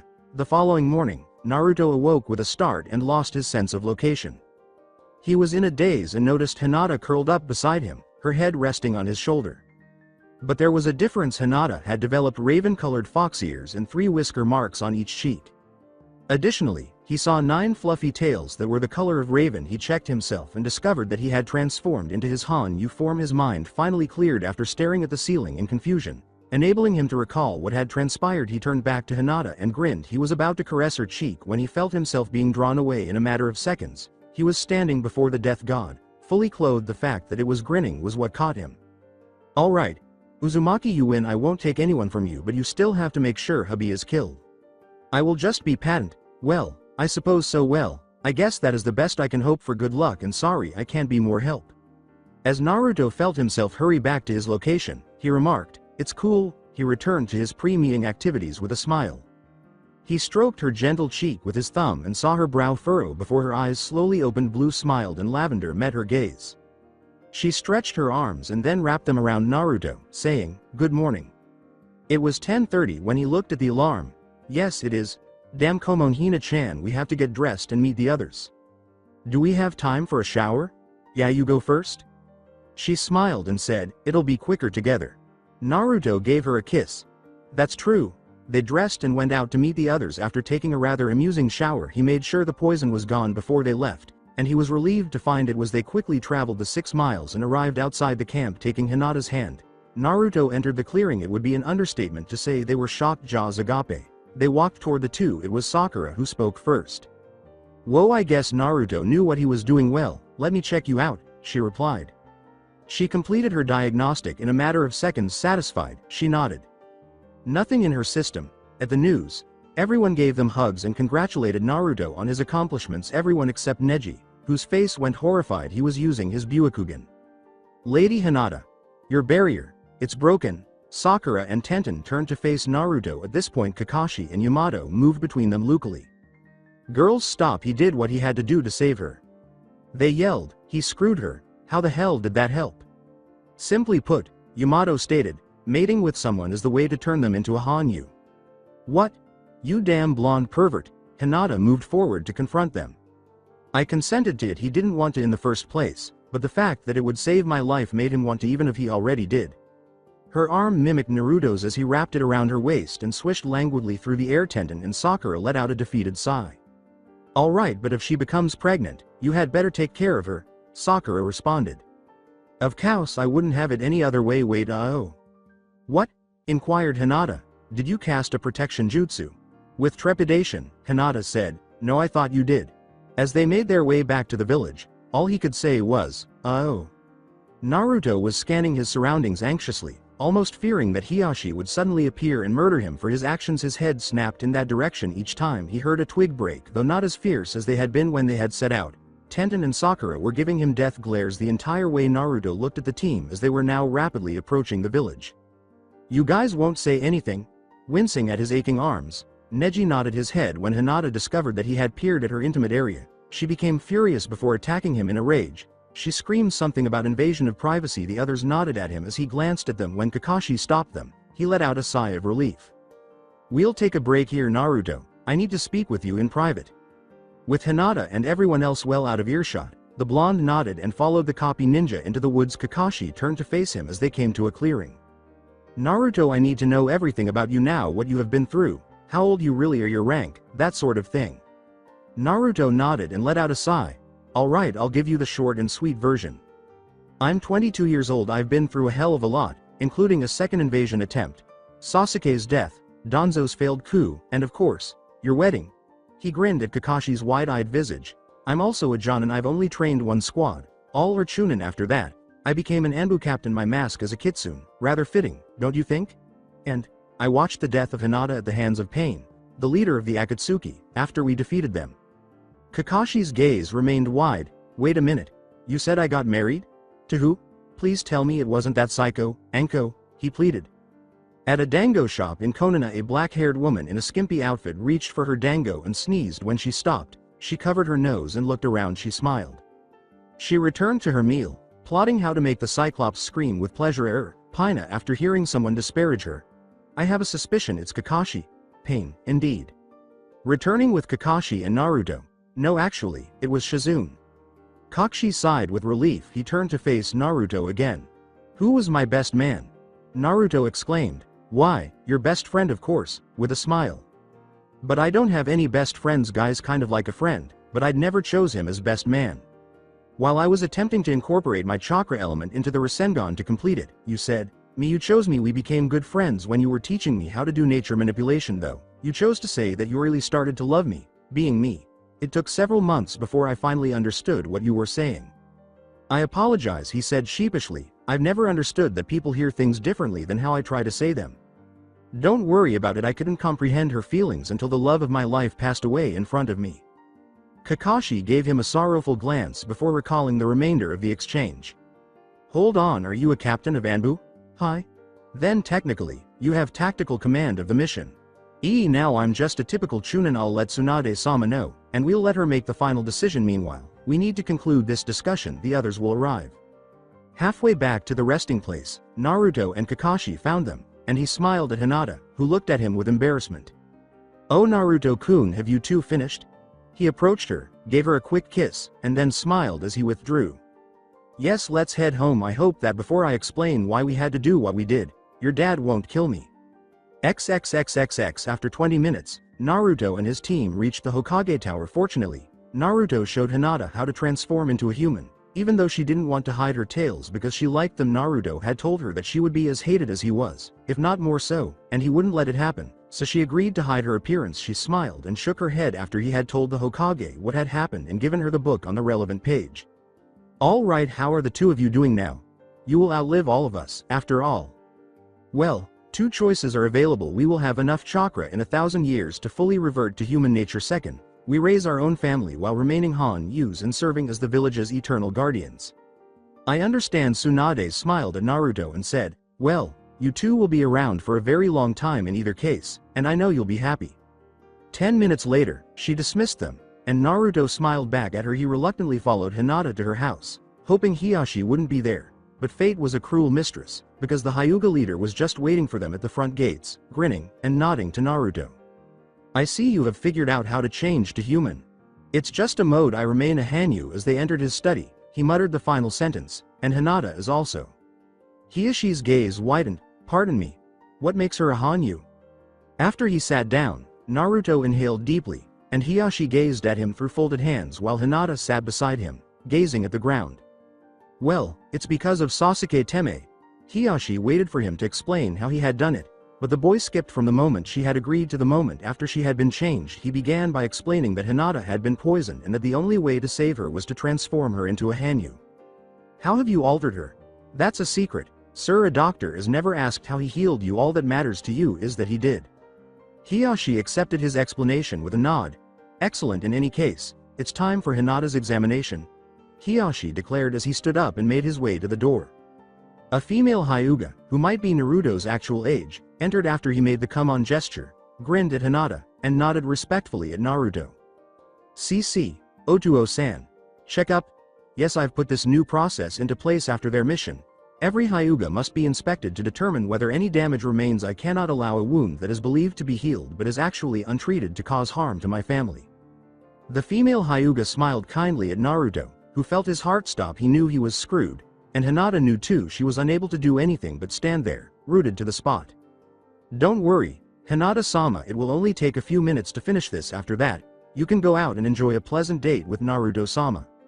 I'm not afraid that you'll hurt me, I promise Umi-chan. I'm just afraid of what my BFF found. Hiyashi glanced at her for a moment, noting that her stutter had mostly disappeared when she started dating Naruto, but here it was, plain as day, and he knew the boy was responsible because of the way she kept looking at him. Kami saved him if a certain girl's barrier was broken, and Hiyashi knew that as a ninja, Hinata had strengthened every part of her body so that even the most intense training wouldn't tear or break it.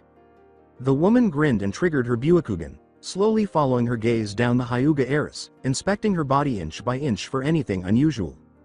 Hiyashi saw that as Umi approached the location of the barrier, Naruto was approaching the open door, and Hiyashi gave him a look that warned him that if he attempted to flee, Hiyashi would put him in the hospital. Naruto swallowed and retreated against the wall, and at that moment, a loud gasp was heard. Hiyashi turned to see Umi wide-eyed and staring at the precise location of the barrier. Umi, what is it? He had a suspicion as to what it might be. Umi's eyes remained wide as she gazed up at him. Her obstacle, it has been damaged. With wide eyes and fear, Hiyashi rounded on Naruto, who just pressed his back against the wall. You turned her that way? He stood up and yelled angrily. It's the sole option. You didn't want to know how I did it, I told you. Dude, you will be skinned alive by me. Naruto and Hiyashi jumped out the window, Naruto screaming in terror. Hiyashi, furious. Kakashi was in a similar predicament across town, being pursued by Anko, who was grinning ominously. Kakashi-kun, hurry, you want me, you know that, she smiled.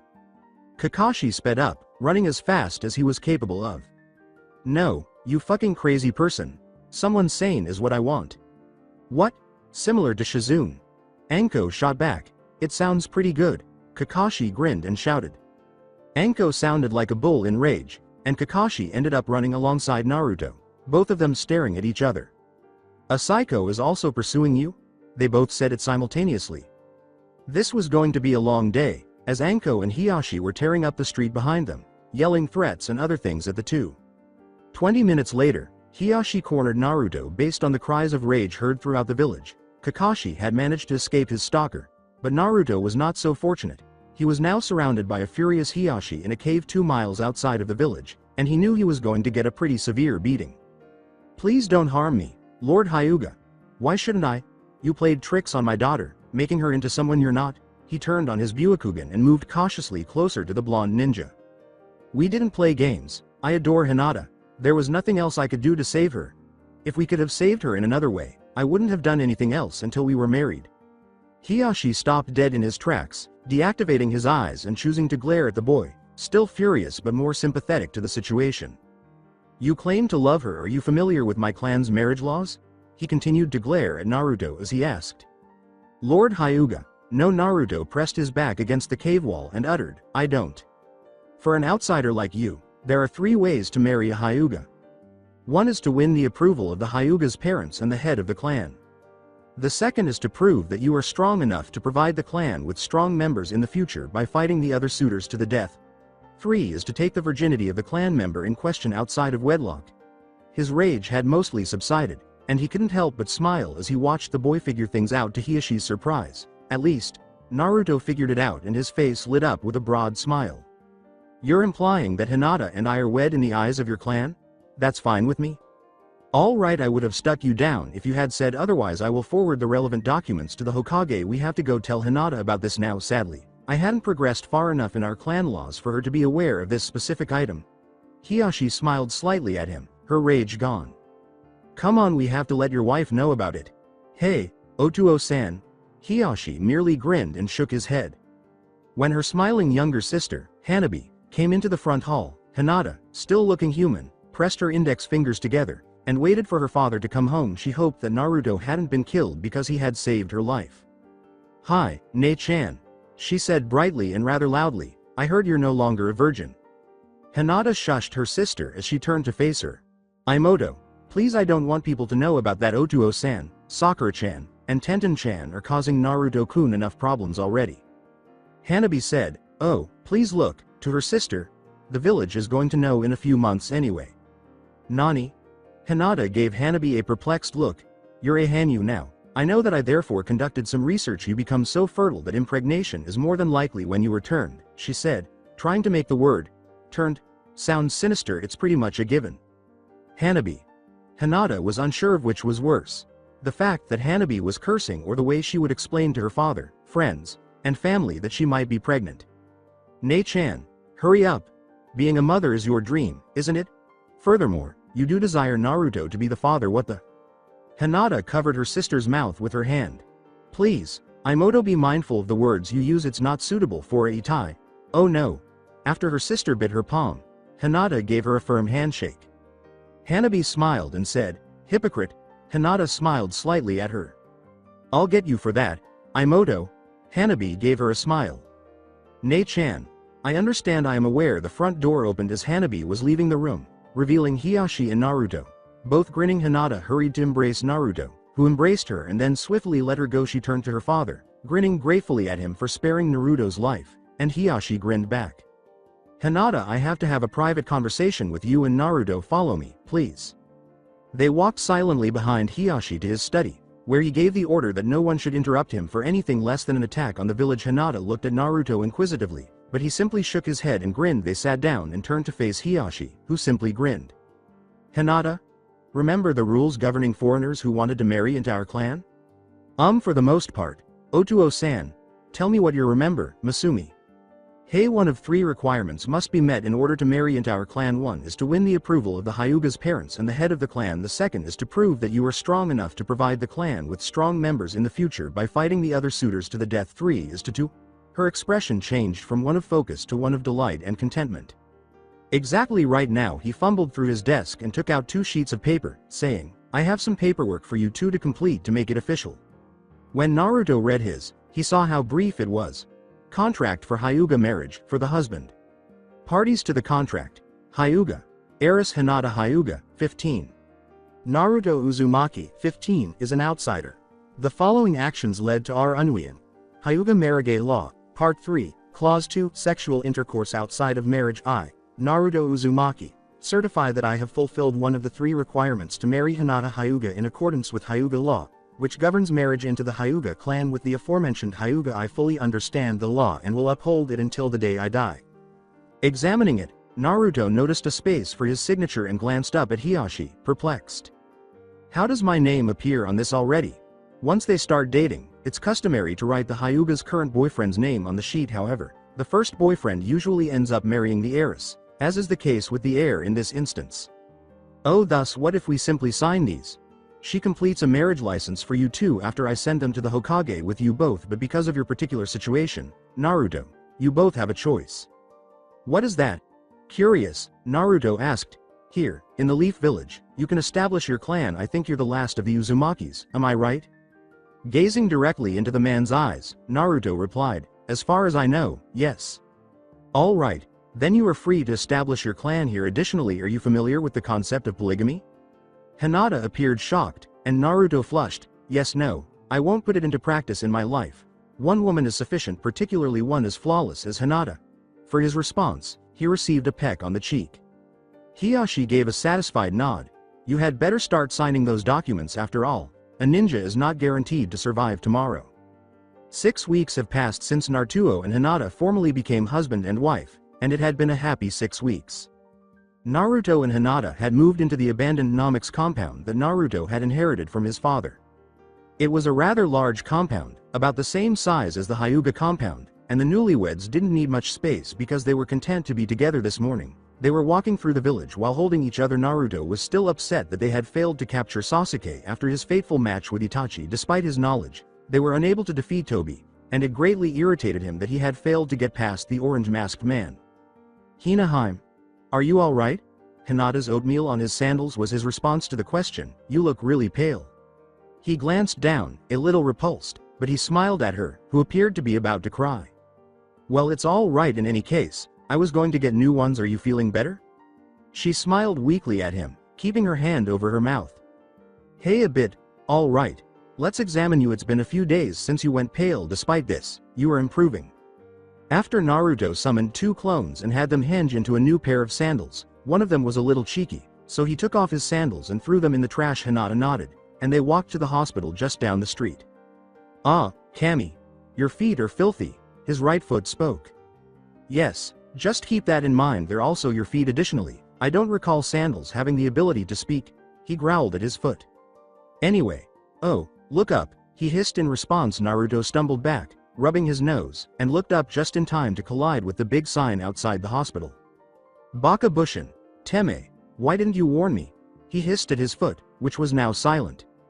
Naruto saw the young woman's smile waver when she saw him, but he shook his head and walked into the hospital with a giggling Hinata, walking to the receptionist. Can I assist you? She asked calmly. He sighed. The village still detested him. Yes, to find out if my wife has a virus or anything similar, I need to have her evaluated. Wife? Hinata caught the receptionist's attention. She simply shook her head, acknowledging Hinata as the Hyuga heiress, former heiress. What did Hiyashi have in mind? Allowing that Bakemono to marry his daughter, she muttered. The Oni must have used some sort of magic on them. If they were still human, it would have worked, but because of their kitsune features, they could hear it clearly. The receptionist felt the immense killing intent directed at her, and she looked up abruptly to see Naruto holding back an enraged Hinata. I'll make sure you never walk again if you say something similar again. I chose to wed Naruto on my own initiative. After the receptionist gulped and sent them to room 105, Naruto thanked her and accompanied Hinata to the room, where Sakura and Shizune smiled as they entered after a mere 10 minutes of waiting. Well, Mrs. Uzumaki, hello, how are you today? Shizune approached her and asked. It's better. I have been feeling sick most of the day, and in the mornings for the first time, I actually puked this morning. Well, 3 possibilities exist, but rather than speculating, I'll just examine you to see what it is. After performing a routine medical diagnostic on Hinata, Shizune approached Sakura and, after a minute or so, her eyes widened. Sakura, please come over here and check something again for me. Confused, Sakura walked over. What am I looking for? She asked, begging her scan. You'll know what I'm talking about when you find it, Shizune told her with a smile.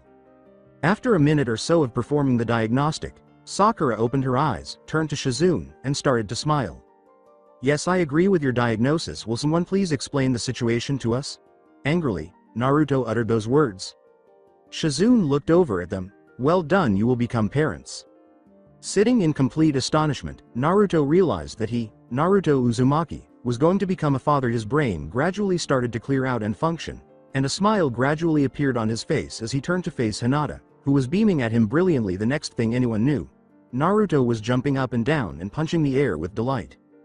Yes. I will become a father. Shizune and Sakura just grinned at the two, pleased for them, as Naruto bent over and gave Hinata a passionate kiss, holding it for a few seconds before embracing her. Naruto, do you really believe that you, of all people, are capable of taking another human life? Sakura made fun of it. Hi, over the past 7 years, I've changed. I've matured since I was 15 years old. He was informed by Sakura, you are 15, Baka. No, wait a minute, well, yeah, I'm not as immature as I was 2 years ago, I intended to say. Sakura gave him a perplexed look but dismissed it as random Naruto-ness. The two doctors grinned and walked out of the room. The whole village was abuzz with the news that Naruto Uzumaki and Hinata Uzumaki were expecting a baby. Several villagers had taken up arms against this, demanding that the unborn child be aborted. They said that they didn't need another monster in the village. The Hokage had to set up defensive fields and other protective items up to keep out both ninja and villagers alike. She even had an Anbu squad guarding the perimeter at all times. She knew that they could be trusted because they all liked Naruto. The boy had befriended every Anbu in the village, some retired by now, others still active. And even the ones coming in seemed to have befriended the boy. When the Anbu had heard the great news, they got together and made a small kitsune Anbu mask for the infant. Naruto had thanked them. He himself had already shown them all his mask, at which they agreed it fit him well. Tsunade had insisted that Naruto take up the position he had earned regardless of the time period. So, he would occasionally patrol his own home wearing his kitsune mask. The villagers didn't know it was him since he went with the cloak over him, covering his hair. It was 4 months after their happy news when disaster struck. Naruto and Hinata woke up to the sound of a loud explosion followed by the emergency sirens. Naruto leapt out of bed and dressed into his Anbu armor, complete with mask. He picked Hinata up and jumped out the window for the Hyuga compound. He made it 6 blocks before several things stopped him.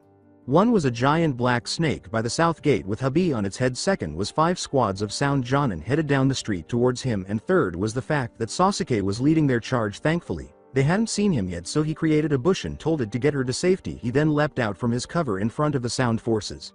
Changing into his Hanyu form, the sound squad stopped and stared at the 9-tailed Anbu kitsune. Why are you jerks in our tiny village? He said nonchalantly as he leaned against a light pole. 2 of your own people died, one of the sound Jonin said, and your entire village if we can wing it. Oh, and who are you pursuing, these 2 fortunate individuals? You. Baka. Sasuke grinned at him and said, and your wife who has a child. Teme, you want her, but why? Orochimaru desires it since your child will possess the Byakugan and Kyuubi powers, the ideal reward. When Naruto saw something, he dropped into a Kobat stance and called forth his blade. Oh no, your Bushins, and no, Habi. His mind felt like a bucket of ice water was thrown at him, and he roared. He ran right through the Sasuke Bushin and past them to the Hyuga compound, arriving just in time to see Habi holding Hinata by the throat and thrusting his fist through her stomach, watching the hand leave out her back and grinning at her as she coughed up blood. I'll make sure no one else can have the child if I am unable to coo. Orochimaru turned to see Naruto standing there, shaking with anger, pain, grief, and rage. Hot tears splattered down his face as he looked around. He saw Neji and Tenten lying side by side, hand in hand as if they had crawled to each other in their last moments. He pulled off his mask and threw it against the wall, shattering it. He drew his blade and settled into an offensive stance. He yanked his arm back and threw Hinata off to the side, hearing a sickening crunch as her neck struck a wall. Oh, Naruto-kun! A joyous sneering Orochimaru flew through hand signs as Naruto screamed with all the pain, hate, rage, grief, sorrow, and anguish he felt, but he was stopped in midair by some barrier of some kind. Naruto didn't respond. He just glared and cried. Habi had just taken his family away from him, and he would die. I wish I could play with you and let you experience the agony of knowing that you killed your wife and unborn child, but if I do, you will only pursue me until either I or you pass away. Thus, I believe I'll take care of this right away. Temporal publication. The Gate of Dawn. Pushing his palms forward, he yelled. Naruto snarled in anger as he disappeared into a multicolored vortex, saw a bright green flash of light, and then saw nothing else. He felt the air around him ripple, felt his body being torn apart piece by piece. When Naruto opened his eyes, he saw the Death God, who gave him a sorrowful look. I apologize for not being able to stop this. Your wife and unborn child were exchanged for Orochimaru after someone in the mortal world tampered with the strings of life. Who? Still in agony, Naruto inquired. Even I am unaware of this, but I'll send you back once more. I'll leave Kyuubi alone. This time you can draw on all 9 of his tails without reducing your lifespan, but he will return to his normal self. Please, I apologize for not stopping this. You are not to blame. Do me one thing, please. Yes. Can I see what my child would have looked like on the day of its birth? And Hinata, too? A confused Hinata holding a newborn baby appeared in front of Naruto, and as he approached them, Naruto felt tears streaming down his cheeks. The death god nodded, his face sad as he snapped his fingers. Naruto-kun. What took place? Then she noticed the baby when she looked down. She smiled and gently rubbed the baby's face, and Naruto came over to give them both a tearful hug. Hinaheim, I failed. Both of you perished. However, I'm going back to stop it. I'm going to get even. Hinata put a hand on his cheek and gazed at him, her eyes sad but smiling. I understand. I am aware what will become of us. I'll undo everything when I reset the timeline. In actuality, you won't exist as you do now, the death god informed her. Your memory will be reset, and you won't remember this incident. With a nod, Hinata turned back to face the baby girl, who yawned and huddled closer to her chest. My lovely little girl, I apologize for not being able to stop this. Holding the infant closer, she remarked, you never got a chance to experience life. With tears in his eyes, Naruto approached and felt the baby's smooth, soft cheek with his finger. I'll see to it that you two survive even at the expense of my life. He turned to face the death god, but first he glanced back at Hinata. Hey, I adore you. I always will. I understand. I also adore you, Naruto Uzumaki. I always have. He turned back to the god of death. I'm ready. Naruto returned to the world of living for the second time when the entity snapped his fingers. Naruto's eyes snapped open in agony as he sat up and looked around. He was in the woods, a day away from the village, and he saw a tent. Thinking, what if it was a dream? He decided to check, so he flew through hand signs and slammed them on his side, summoning his katana. He nodded, satisfied, and then went into his mindscape to see if Kyuubi was present. He looked around and saw that the gates were securely closed, and a sleeping fox was shut behind them. He returned to the present and silently thanked Kami for the opportunity to try again. He walked over to the tent and lifted the flap, and he saw Jiraiya sleeping soundly, so he decided to let him wake up on his own. Jiraiya was worried about the child, so he only spoke a few words on the way back to the village. Perhaps he was just not feeling particularly talkative, but what Jiraiya didn't know was that Naruto was trying to figure out how to handle this situation again, and he wasn't going to stop loving Hinata just yet. He was going to let everything else happen normally, except for Hinata, and he wasn't going to give anyone too much information or let anything slip. He was going to be safe, so he walked quietly and only nodded or shook his head in response to Jiraiya's questions. Only when they were 5 minutes away did Jiraiya confront him about it. Hey, young one, what's the matter? You've been quite silent. Yes, I am aware. Simply put, I've been thinking a lot. You're worried how your friends will react to you now that you're coming back after these past 2 years.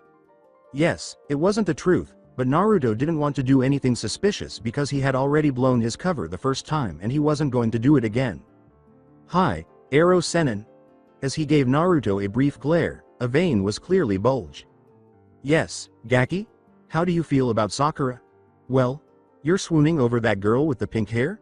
Naruto grinned slightly and nodded his head. All right, she certainly has a pretty face. However, she needs to work on her body, personality, and attitude. All right, how about Hinata? Naruto gave him a quick look. Jiraiya tried to recall anything about the girl, straining his memory. You mean that girl with the raven hair? Naruto gave a nod. That one is ideal for you.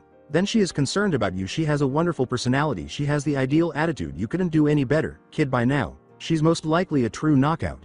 He grinned lecherously at Naruto. Yes, Naruto smiled and remarked, I bet she is. As they entered the village, their conversation came to an end, and Jiraiya became very concerned about the boy. They passed Sakura with only a courteous hello before Naruto went on. Jiraiya looked back at a confused Sakura and assumed that Naruto was just trying to finish the meeting as soon as possible. Yes, that was probably it, but she still chose to confront him about it when they were finished, whether or not it was in front of Tsunade. Hopefully, the child would recover from whatever was causing him to feel depressed. Silently, Naruto stood beside Jiraiya, listening to the 5th Hokage update him on everything that had transpired since his departure. He sighed as she began to describe a test she would administer, pausing to give him a stern look. Gaki, am I boring you? Angrily, she inquired. He gave a headshake. No, Oba-chan, I simply don't want to be put to the test the day after I return. Ero Senin may be a pervert, but he didn't give me much time to relax. After giving Jiraiya a brief glare, Tsunade turned back to Naruto. Very well, Oba-chan, I need something. Excellent, what is it? She leaned back in her chair and asked. As the chair leaned back with the Hokage, Naruto heard the creak and her brown eyes met his overfolded hands. I want a year off. What? She stood up and yelled. I need that time to train, and I have someone I want to train with. You just returned from training for 2.5 years, and who would you like to bring along? Someone very precious to me. Who? Sakura, because I will not permit it if it is I need her. She was in the middle of ranting when Naruto raised a hand. No, it's not her, it's Hinata. If I don't train her, I will lose her. Tsunade glanced at Jiraiya inquiringly, but the man just shrugged, as if he didn't know what he was talking about, and she turned back to the blonde. What are you saying? Naruto inhaled deeply, realizing that this would be the biggest lie he had ever told. I was shown a future vision by Kyuubi no Kitsune here in the village. The vision depicted Hinata's death. He informed me that it would happen within the upcoming year. All right, let me clarify, because you witnessed Hinata's death, do you wish to train her alone for a year? Hi. Well, let's say I'm thinking about it. What makes her so unique that you're willing to put your ninja career on hold is what I want to know. If she were merely a friend, you wouldn't do this. Naruto gave a head nod. Yes, you're right, I would train her here in the village if I only cared about her as a friend, but as time has gone on, I've come to realize how much I genuinely love her. I am doing this for that reason. You adore her? Why now? Because I realized I didn't really love Sakura at all when I was thinking about her during my training. The only reason I liked her in that manner was because it was safe. Safe. I observed how the villagers treated me, or those who showed me kindness, in order to prevent the village from detesting someone who showed me kindness. I unconsciously prevented myself from feeling a strong affection for them, and I picked a person who would never feel the same way about me. Everyone is safe. Sad that this boy would be even more despised for actually caring for someone. Tsunade nodded her head. All right, I'll accept it. However, you must persuade Hiyashi and Hinata. I already know that. All right, I'll call you when Hinata gets back. Where is she? Is she not present? He inquired, fully aware that she was on a mission. No, in Wave, she is on a mission with Team 8. Within a week, they ought to return. With a nod, Naruto walked out of the office toward the same location where he had previously encountered Hiyashi. Naruto rushed down the street to the precise location where he knew Hiyashi would be, and when he eventually spotted the man carrying 2 big bags of groceries, Naruto halted in front of him and bowed. Allow me to assist, Lord Hyuga. In any case, I was headed to talk to you. Hiyashi gave him a contemplative glance before nodding. Excellent, my bags will be carried by you. Naruto looked at the Hyuga leader and walked over, taking both bags and holding them tightly as he followed him down the street. Lord Hyuga. When you can have a member of your clan do it, why do you buy groceries? Hiyashi smiled slightly at him. Because I feel obligated to contribute to the clan's well-being. The occasional trip to the market is part of that. Naruto gave a head nod. Very rationally sound. I hope the village thinks the same way you do. It would be so much better to live here. They walked the remainder of the way to the Hyuga compound in a largely silent manner, with Hiyashi nodding his head in understanding. Naruto followed Hiyashi to the kitchen, where they put everything away. After 10 minutes, they were done, and Hiyashi turned to face Naruto. I appreciate your assistance. We can talk about what you have to say now if you'll follow me. Hiyashi gave him a thoughtful look as Naruto sat in front of the table at the offered chair, and Naruto followed the older man back out of the kitchen and into his private study, where Hiyashi took a seat behind the desk. Now you needed to tell me what? Mr. Permit me to take Hinata and train her for a year on my own. Hiyashi's eyebrow went up. And why should I take this action? Naruto let out a sigh. I witnessed her death, sir, in the future image that Kyuubi showed me. She was dead right here in about a year in the village. Hiyashi gave him a serious look. Are you certain?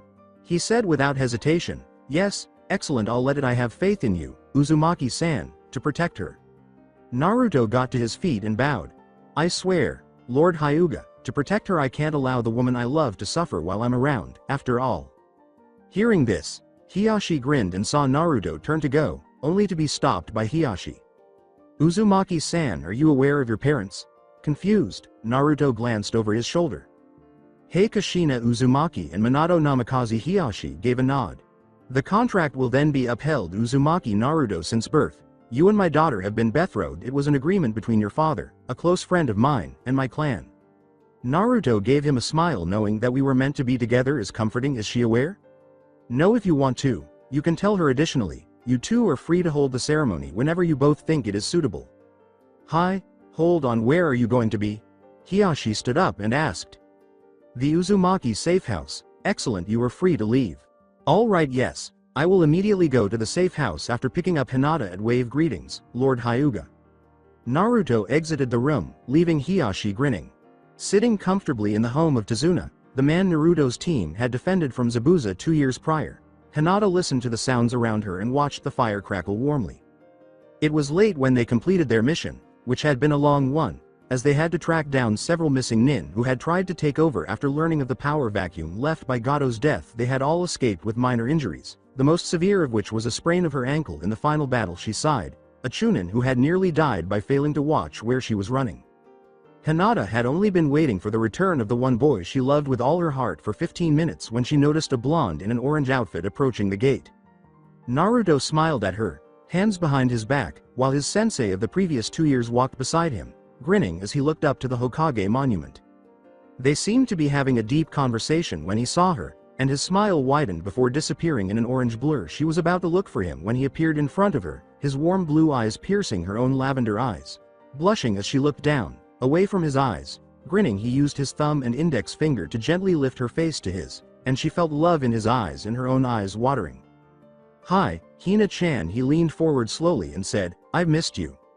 With her eyes slowly closing, she said, I've missed you too, Naruto-kun.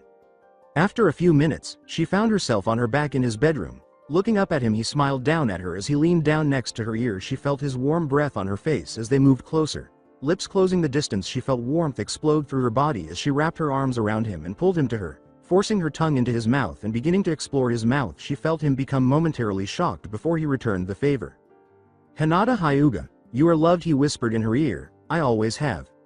Come with me. As he reached for the zipper of her jacket, she whispered, make me yours.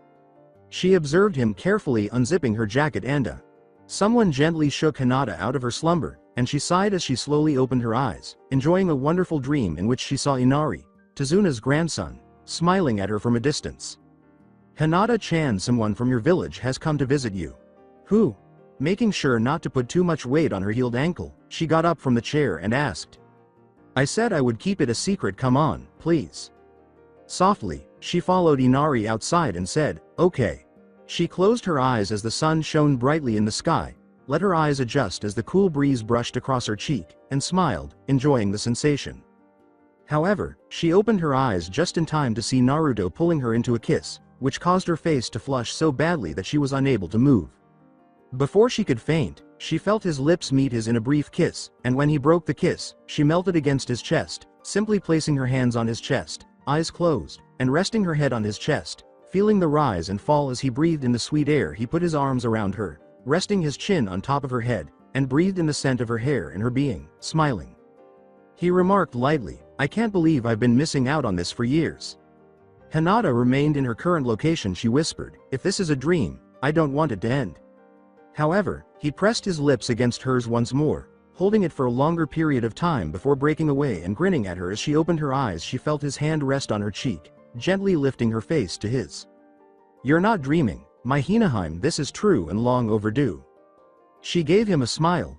Well, sometimes the best things take time. He was about to kiss her again when he heard a number of people appear behind him. Hinata's eyes widened, which was all he needed to interpret the situation as dangerous. He spun around and saw 3 big men staring at him, so he flashed through their hand signs and pushed them forward. Firewall prison. Fire style. With his hands thrusting forward, he yelled. The men were immediately encircled by a pale box of fire, and as they struggled to escape, Hinata heard cries of pain and anger. She glanced over and saw him flash through a dozen hand signals. Earth style. Jutsu headhunter. The 3 men were buried up to their necks in the concrete, and she could see the anger on their faces as they fought to escape. Naruto began to smile at her when she turned around and threw a kunai into the trees. She heard cracks coming from inside the prison as he pushed his hands on the ground and let out the fire. Hey, Hinata, be careful where you throw these things. Shortly after, an irate voice yelled. The remaining members of Team 8 emerged from the forest and came to a complete halt, taking in not only the sight of the 3 ninja buried neck deep in concrete, but also the presence of Naruto, his arm wrapped around Hinata's waist. Hey everyone. It's been a while, in a bright voice, he said. Naruto. Why have you come here? Kiba inquired. I have no time to elaborate, I just came to pick up Hinata so we could train together for a year, that is, if she wants to, he said, glancing at her. Who would accompany us? No one. I requested that your father and the Hokage train you personally. I want to help you become even stronger because I've heard how strong you've become. Additionally, I'd like to get to know you. He emphasized the final sentence. Grinning, she looked at her team and nodded her head. Goodbye, Kurenai-sensei, Shino-kun, Akamaru, and Kiba-kun. In a year, I will return. After saying goodbye to her team, the two disappeared in a dazzling burst of yellow light. The same cave that Naruto had shown Hinata in the previous timeline was where they both appeared. He smiled slightly at her. We'll be living in here for the next year. Hinata stared at him, doubting his sanity. Naruto laughed at her look. Don't worry, there's a facility hidden in here that only I, Ero Sennin, or Oba-chan can get in. Come on, I'll show you. Taking her hand, he guided her to the back wall of the cave. She was going to question him about the whirlpool symbol on the wall when she saw him make hand gestures before slamming his palms against it.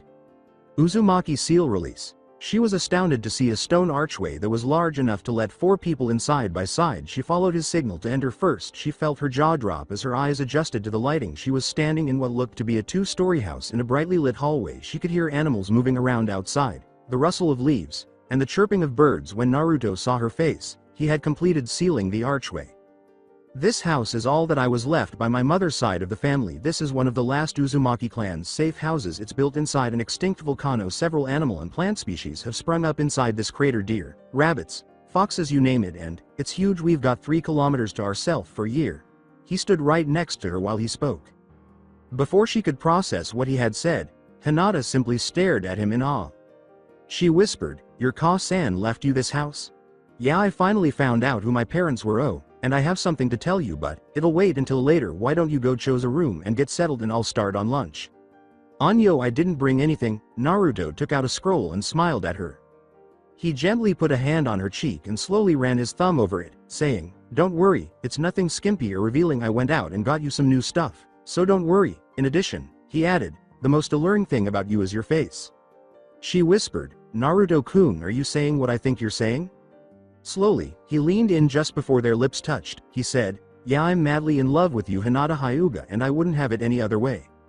When her office door opened and the other 9 rookies plus guys team allowed themselves entry, Suande was searching her desk for her pen. After giving them a quick glance, she raised a finger. She signed the last form in front of her while they patiently waited before turning to face the shinobi in her office. She grinned as she glanced at her desk, which was surprisingly paperless. They started asking questions right away.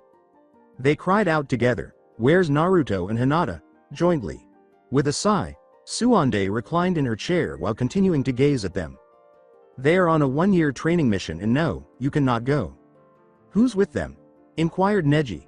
No one. I trust Naruto to protect them both, that and I know he won't do anything to Hinata unless she wants to. You have them off alone? She gave them a stern look. They are in a hidden location that only 3 people know how to enter, and no, I will not tell you who they are now. If you'll excuse me, I have to enjoy this moment of peace. Jiraiya paused upon seeing what he saw as he peered up through the Hokage's office window. He watched in confusion as Tsunade slammed her head against her spotless desk, causing the solid oak to get dented. Something wrong, Haim? Tsunade gave Jiraiya a brief glare before settling on an irritated expression. The Gaki's friends have been hounding me about joining him. I just managed to get rid of them. And banging your head on your desk helped, how? Her gaze was fixed on him as she asked, you want to stay a complete man? When he realized what she meant, he turned pale. Anyway, I just informed the Gaki about the secret to the hideout. Secret? What secret? Nani, I thought you knew after all. Kushina made you his godmother? Now's not the time. What is the secret about the hideout? Well, it has a special jutsu on it that causes time on the inside to only flow half as fast as time outside it does. So the Gaki and Hinata will be spending 2 years inside instead of 1? Any way to send someone trustworthy in to watch them? Jiraiya gave a headshake. No, it's been sealed from the inside by Naruto. I can't get in anymore. Tsunade gave him a funny look. Then how'd you tell him? Simple, I sent Gamakichi with a message. Hinata was already perspiring. 2 months ago, she and Naruto started training, and it was difficult. He subjected her to a variety of exercises, including strength and endurance. Additionally, He frequently expressed his pride in her progress at the pace she was setting. He warned her they might only need to train for a few months rather than a year, and that made her happy. Hinata believed that things couldn't get any better because they were in a committed relationship. She was about to attack the training dummy again when Naruto interrupted her. He smiled broadly at her. Great job, Haim. I think we're actually done for the next few months with the hard stuff, maybe training lightly twice a week for the next year or so to keep us ready. Other than that, we can relax. She smiled at him wearily and went inside to take a shower when Naruto sensed a familiar presence in his mind. He watched after her. A rough voice said, "Oh, my head feels like I just went 10 rounds with King Kong." "Hey, you're up, Kit? We alive?" "Yep. How?" "It'll be easier to show you." The demon fox was granted access to Naruto's memories, allowing it to view everything that had occurred over the previous year, including this second reset. The fox was content with Naruto's skills. "I see that you have been through a lot, I must say. Kid, I'm proud of how you've handled yourself. What intrigues me is the fact that a mere mortal was able to mess with the strings of life. Only person I can think of that would attempt such a feat is..." Naruto snarled aloud. "Kabuto." After giving a nod, the fox withdrew to his mental corner to continue sleeping. In his mind, Naruto added yet another transgression to Kabuto's long list. Even if it meant his death, he would kill that bastard. Naruto entered the house without realizing Hinata was taking a shower and proceeded straight to the bathroom. Grabbing a towel from the cabinet near the restroom, he didn't even realize the water was on because he was so preoccupied with how he would even locate the silver-haired traitor. In the hopes that a warm shower would ease his stress, he walked next to the shower and undressed. Hinata was having a good time in the shower. The water felt nice against her skin and was straight from the lake, which was half a kilometer away. She unwinded as the warm water swept over her slim figure, removing the grime, perspiration, and aches from the day's labor. Naruto was shocked to see him completely nude as the shower curtain opened just as she was turning to get out and dry off. The following morning, Naruto awoke completely stunned and attempted to recall what had transpired the previous evening with a silent yawn. He looked up to see Hinata lying beside him, soundly asleep. When his mind cleared completely and the memories of last night filled his mind, he wondered how she had gotten there. A familiar voice raised its voice, and he smiled. "Hey kid, Iju." Naruto waited for the voice to continue before it fell silent. "Kyuubi, you okay?" The voice remained silent, and Naruto sensed that something was unclear. The fox didn't say anything for a full minute. "Well, you've been busy." Naruto let out a mental sigh. "What did you need, Ero Kitsune?" "Gaki, anyway, I wanted to let you know that you've been short-changed. I just did some checking, and your body cannot handle more than 4 tails before it starts to break down." "I had a feeling that was the case. Thanks for the heads up." "You're welcome kid, just take care of your vixen." As Hinata's eyes gradually opened, Naruto noticed that the familiar presence faded. Her eyes widened at the sight of Naruto before she recalled what had transpired. Grinning, she put her arms around his neck. "Good morning, Naru-kun." Gazing into her stunning lavender eyes, he said, "Morning, Hinaheim, what do you want to do today?" She said, We could get married." "You really want to?"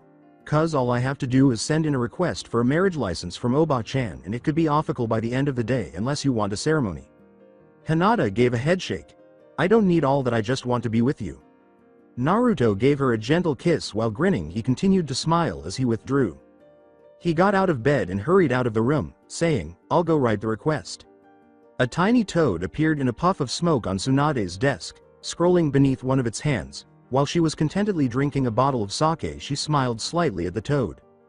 "Hello Gamakichi, how have you been?" The toad smiled broadly at her. "Good, listen."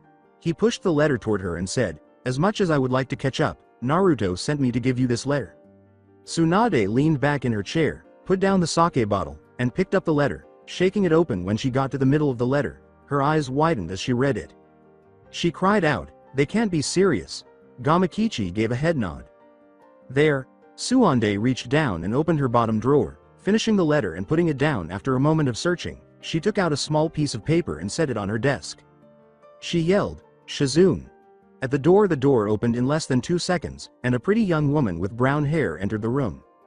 She said, "Hi, Hokage-sama?" Gamakichi smiled at her. "Hey, Shizune-san. How ya been?" Shizune smiled at the toad. "Very good, I have started dating again." Tsunade appeared taken aback by this revelation. "Really? Who?" Shizune muttered the response, turning red. "I'm sorry, what did you say?" Shizune let out a sigh.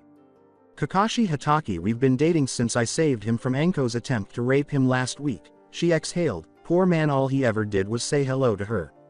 The image of the world-famous copy ninja, who knew over 1,000 jutsu, being nearly raped in broad daylight by a crazy Jonin made Tsunade's eyes twitch. I see now, I called you in here to get me Hiyashi and Jiraiya. Humming, Shizune nodded and walked out of the room. As he turned to face Tsunade, Gamakichi began to perspire. Sharingan Kakashi almost got raped? That's disturbing and creepy. You figure he would have saw it coming? Tsunade gave a nod of approval. Hi. To his surprise, Hiyashi found the Toad Sanin Jiraiya in the Hokage office as well. He sat in the open chair in front of the Hokage's desk and nodded courteously to the older man. You wanted to see me? Tsunade gave a head nod. Hi, I figured both of you would like to hear that Naruto and Hinata have sent a request for a marriage license. Jiraiya's eyes widened as Hiyashi smiled and raised an eyebrow. They what? Tsunade gave a headshake. Perhaps your hearing is failing you in your old age. I said that Naruto and Hinata, she continued, emphasizing the names, have requested a marriage license now. I have no problem filling it out, but I'll need you both to sign it. Jiraiya asked defiantly, why me? Because you're his godfather. As Jiraiya reached for a pen, he complained, damn, alright, I'll sign the bloody paper.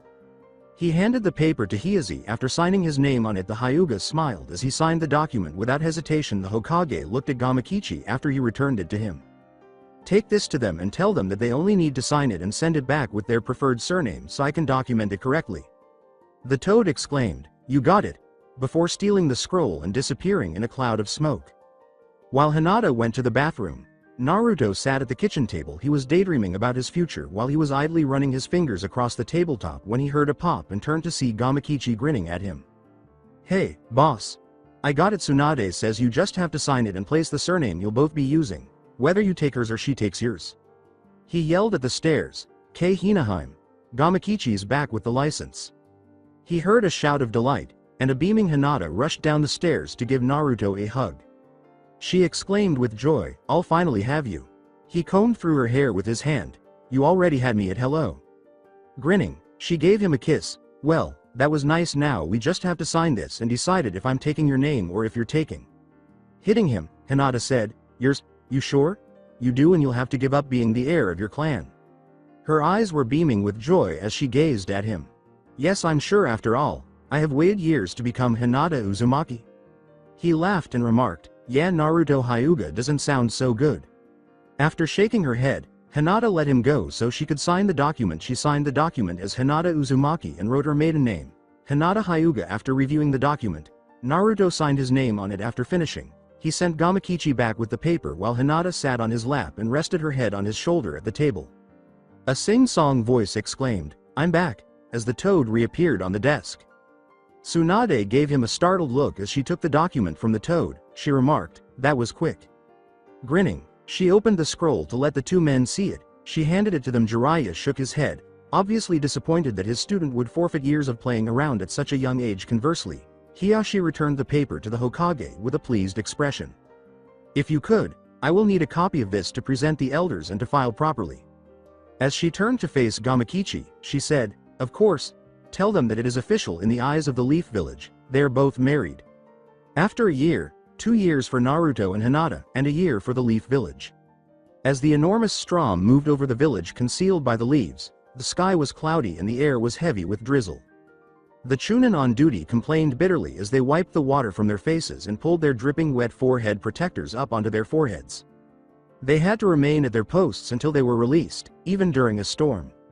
A young man with a white dog who was one of the Chunin on duty shook himself off and went back to where he had been standing on the other side of the gate. He sighed disapprovingly as he glanced down the street because of the hole Hinata left when she went for training. Team 8 has been placed on guard duty ever since Naruto vanished with her. He was now a wet, tired, and bored 16-year-old boy with his arms folded and his eyes down.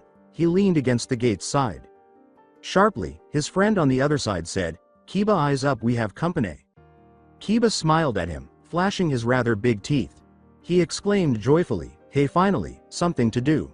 His big white dog jumped up to him with his tongue out and his big white tail wagging with joy as he patted his thigh. 2 figures emerged in the distance, and the 3 watched. He could see that one of them was a man who was likely a year or 2 older than him, and that he was with a young, attractive woman who was about the same age as him. Additionally, he could see that she was carrying a young Childa, a girl, perhaps no older than 2.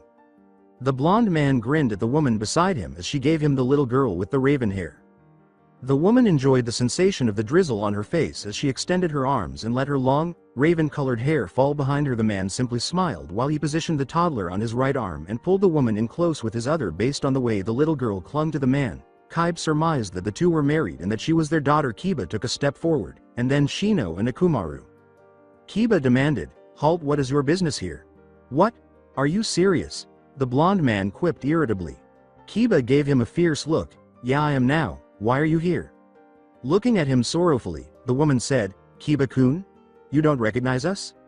Kiba recognized the voice, and his mouth fell open. He examined his former teammate, opening and closing his mouth. She was dressed in light blue pants, a hooded short-sleeved jacket, and dark blue ninja sandals. He noticed that she had stopped hiding her coups.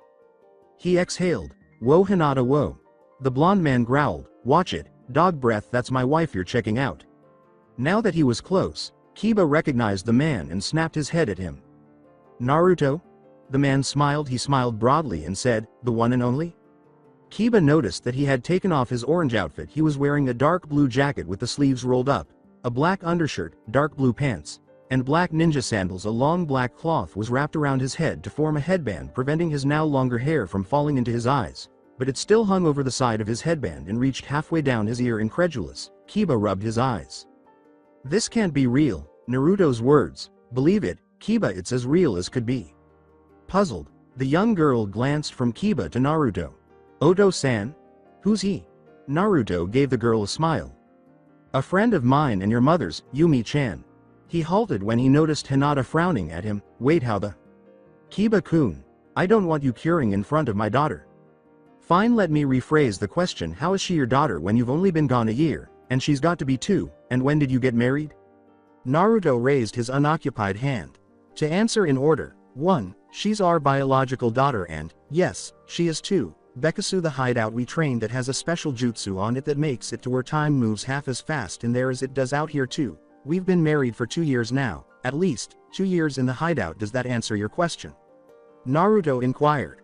Kiba gave them a slight smile after nodding while shaking Naruto's hand. He remarked, "Well, I guess double congrats are in order." "Thanks, and could you guys do us a favor? Don't tell anyone we're back. I have a feeling the villagers will react violently to my return." Happy to be back, Shino and Kiba nodded and went on into the village. In her office, Suande was comfortably sleeping. She had managed to keep her desk free of paperwork for the 3rd consecutive month, and she was enjoying it too much to put it back up. She had discovered that the sooner it was finished, the sooner she would have days of free time. Even though she hated to file it immediately, and she was prepared to honor that agreement. She was sleeping today when her office door opened, and she grinned when she saw them. As she smiled at the young girl, she said, "Naruto, Hinata, and this is Yumi, I presume." Yumi gave a little eep. Her face was buried in her father's chest. A hand was placed on her back by Naruto. He whispered, "It's okay. Yumi-chan, Tsunade Oba-chan is a nice lady." The girl glanced at Tsunade after looking up at Naruto. She whispered, hello. Tsunade Oba-chan." Tsunade turned to Yumi and smiled warmly at the girl. She noticed that the toddler resembled Hinata a lot and seemed to share some of her traits on both cheeks. However, Tsunade could make out 3 faint marks. Tsunade said politely, "Hello, Yumi-chan, how are you today?" Yumi smiled slightly at her. "Good. Otuo-san said I would met my grandparents today." Tsunade gave Hinata a look. "She speaks rather well for a 2-year-old. Hi, it's Hyuga tradition to teach our children to speak well before the age of 3. Tsunade gave a head nod. Naruto noticed the sadness on her face and realized something was amiss. "Well, I assume you both want to go home and settle in. Unfortunately, I can't let you yet. The Hyuga Council has demanded that you present yourselves before them." He asked, "Tsunade-sama, what's wrong?" Her eyes were sad as she glanced up at Hinata. "Hinata, I hate to tell you this, but the council had your father executed for allowing your marriage. From what I heard, he managed to kill 3/4 of the council with Neji's help. Before they killed him, and tried to kill Neji. He is currently in protective custody. They have put Hanabi in charge of the clan." As Naruto turned to face Hinata, he felt his stomach tighten. Her face was set in horror, and he could see tears streaming down at her thin figure. Trembled in grief as she fell to the ground, hands covering her eyes as she started to cry. As he placed Yumi next to Hinata, Naruto felt a wave of hatred wash over him. He knelt down and met her eyes, which bore a striking resemblance to her mother's. "Yumi-chan, I want you to stay with Okawa-san, okay? I have something to take care of." Yumi gave her mother a hug after nodding. Naruto got to his feet and turned to face the Hokage. "Tsunade-sama, I intend to claim the right to retribution as stated in my clan's ancient laws." Suande nodded. "Knowing these laws? Very well, you have 24 hours to gather 4 other members and make you assault. Any 4 members I chose?" So that's it for today. I hope you guys enjoyed it. Don't forget to like, share and subscribe to the channel for more awesome stories like this. Thank you. See you all in my next video.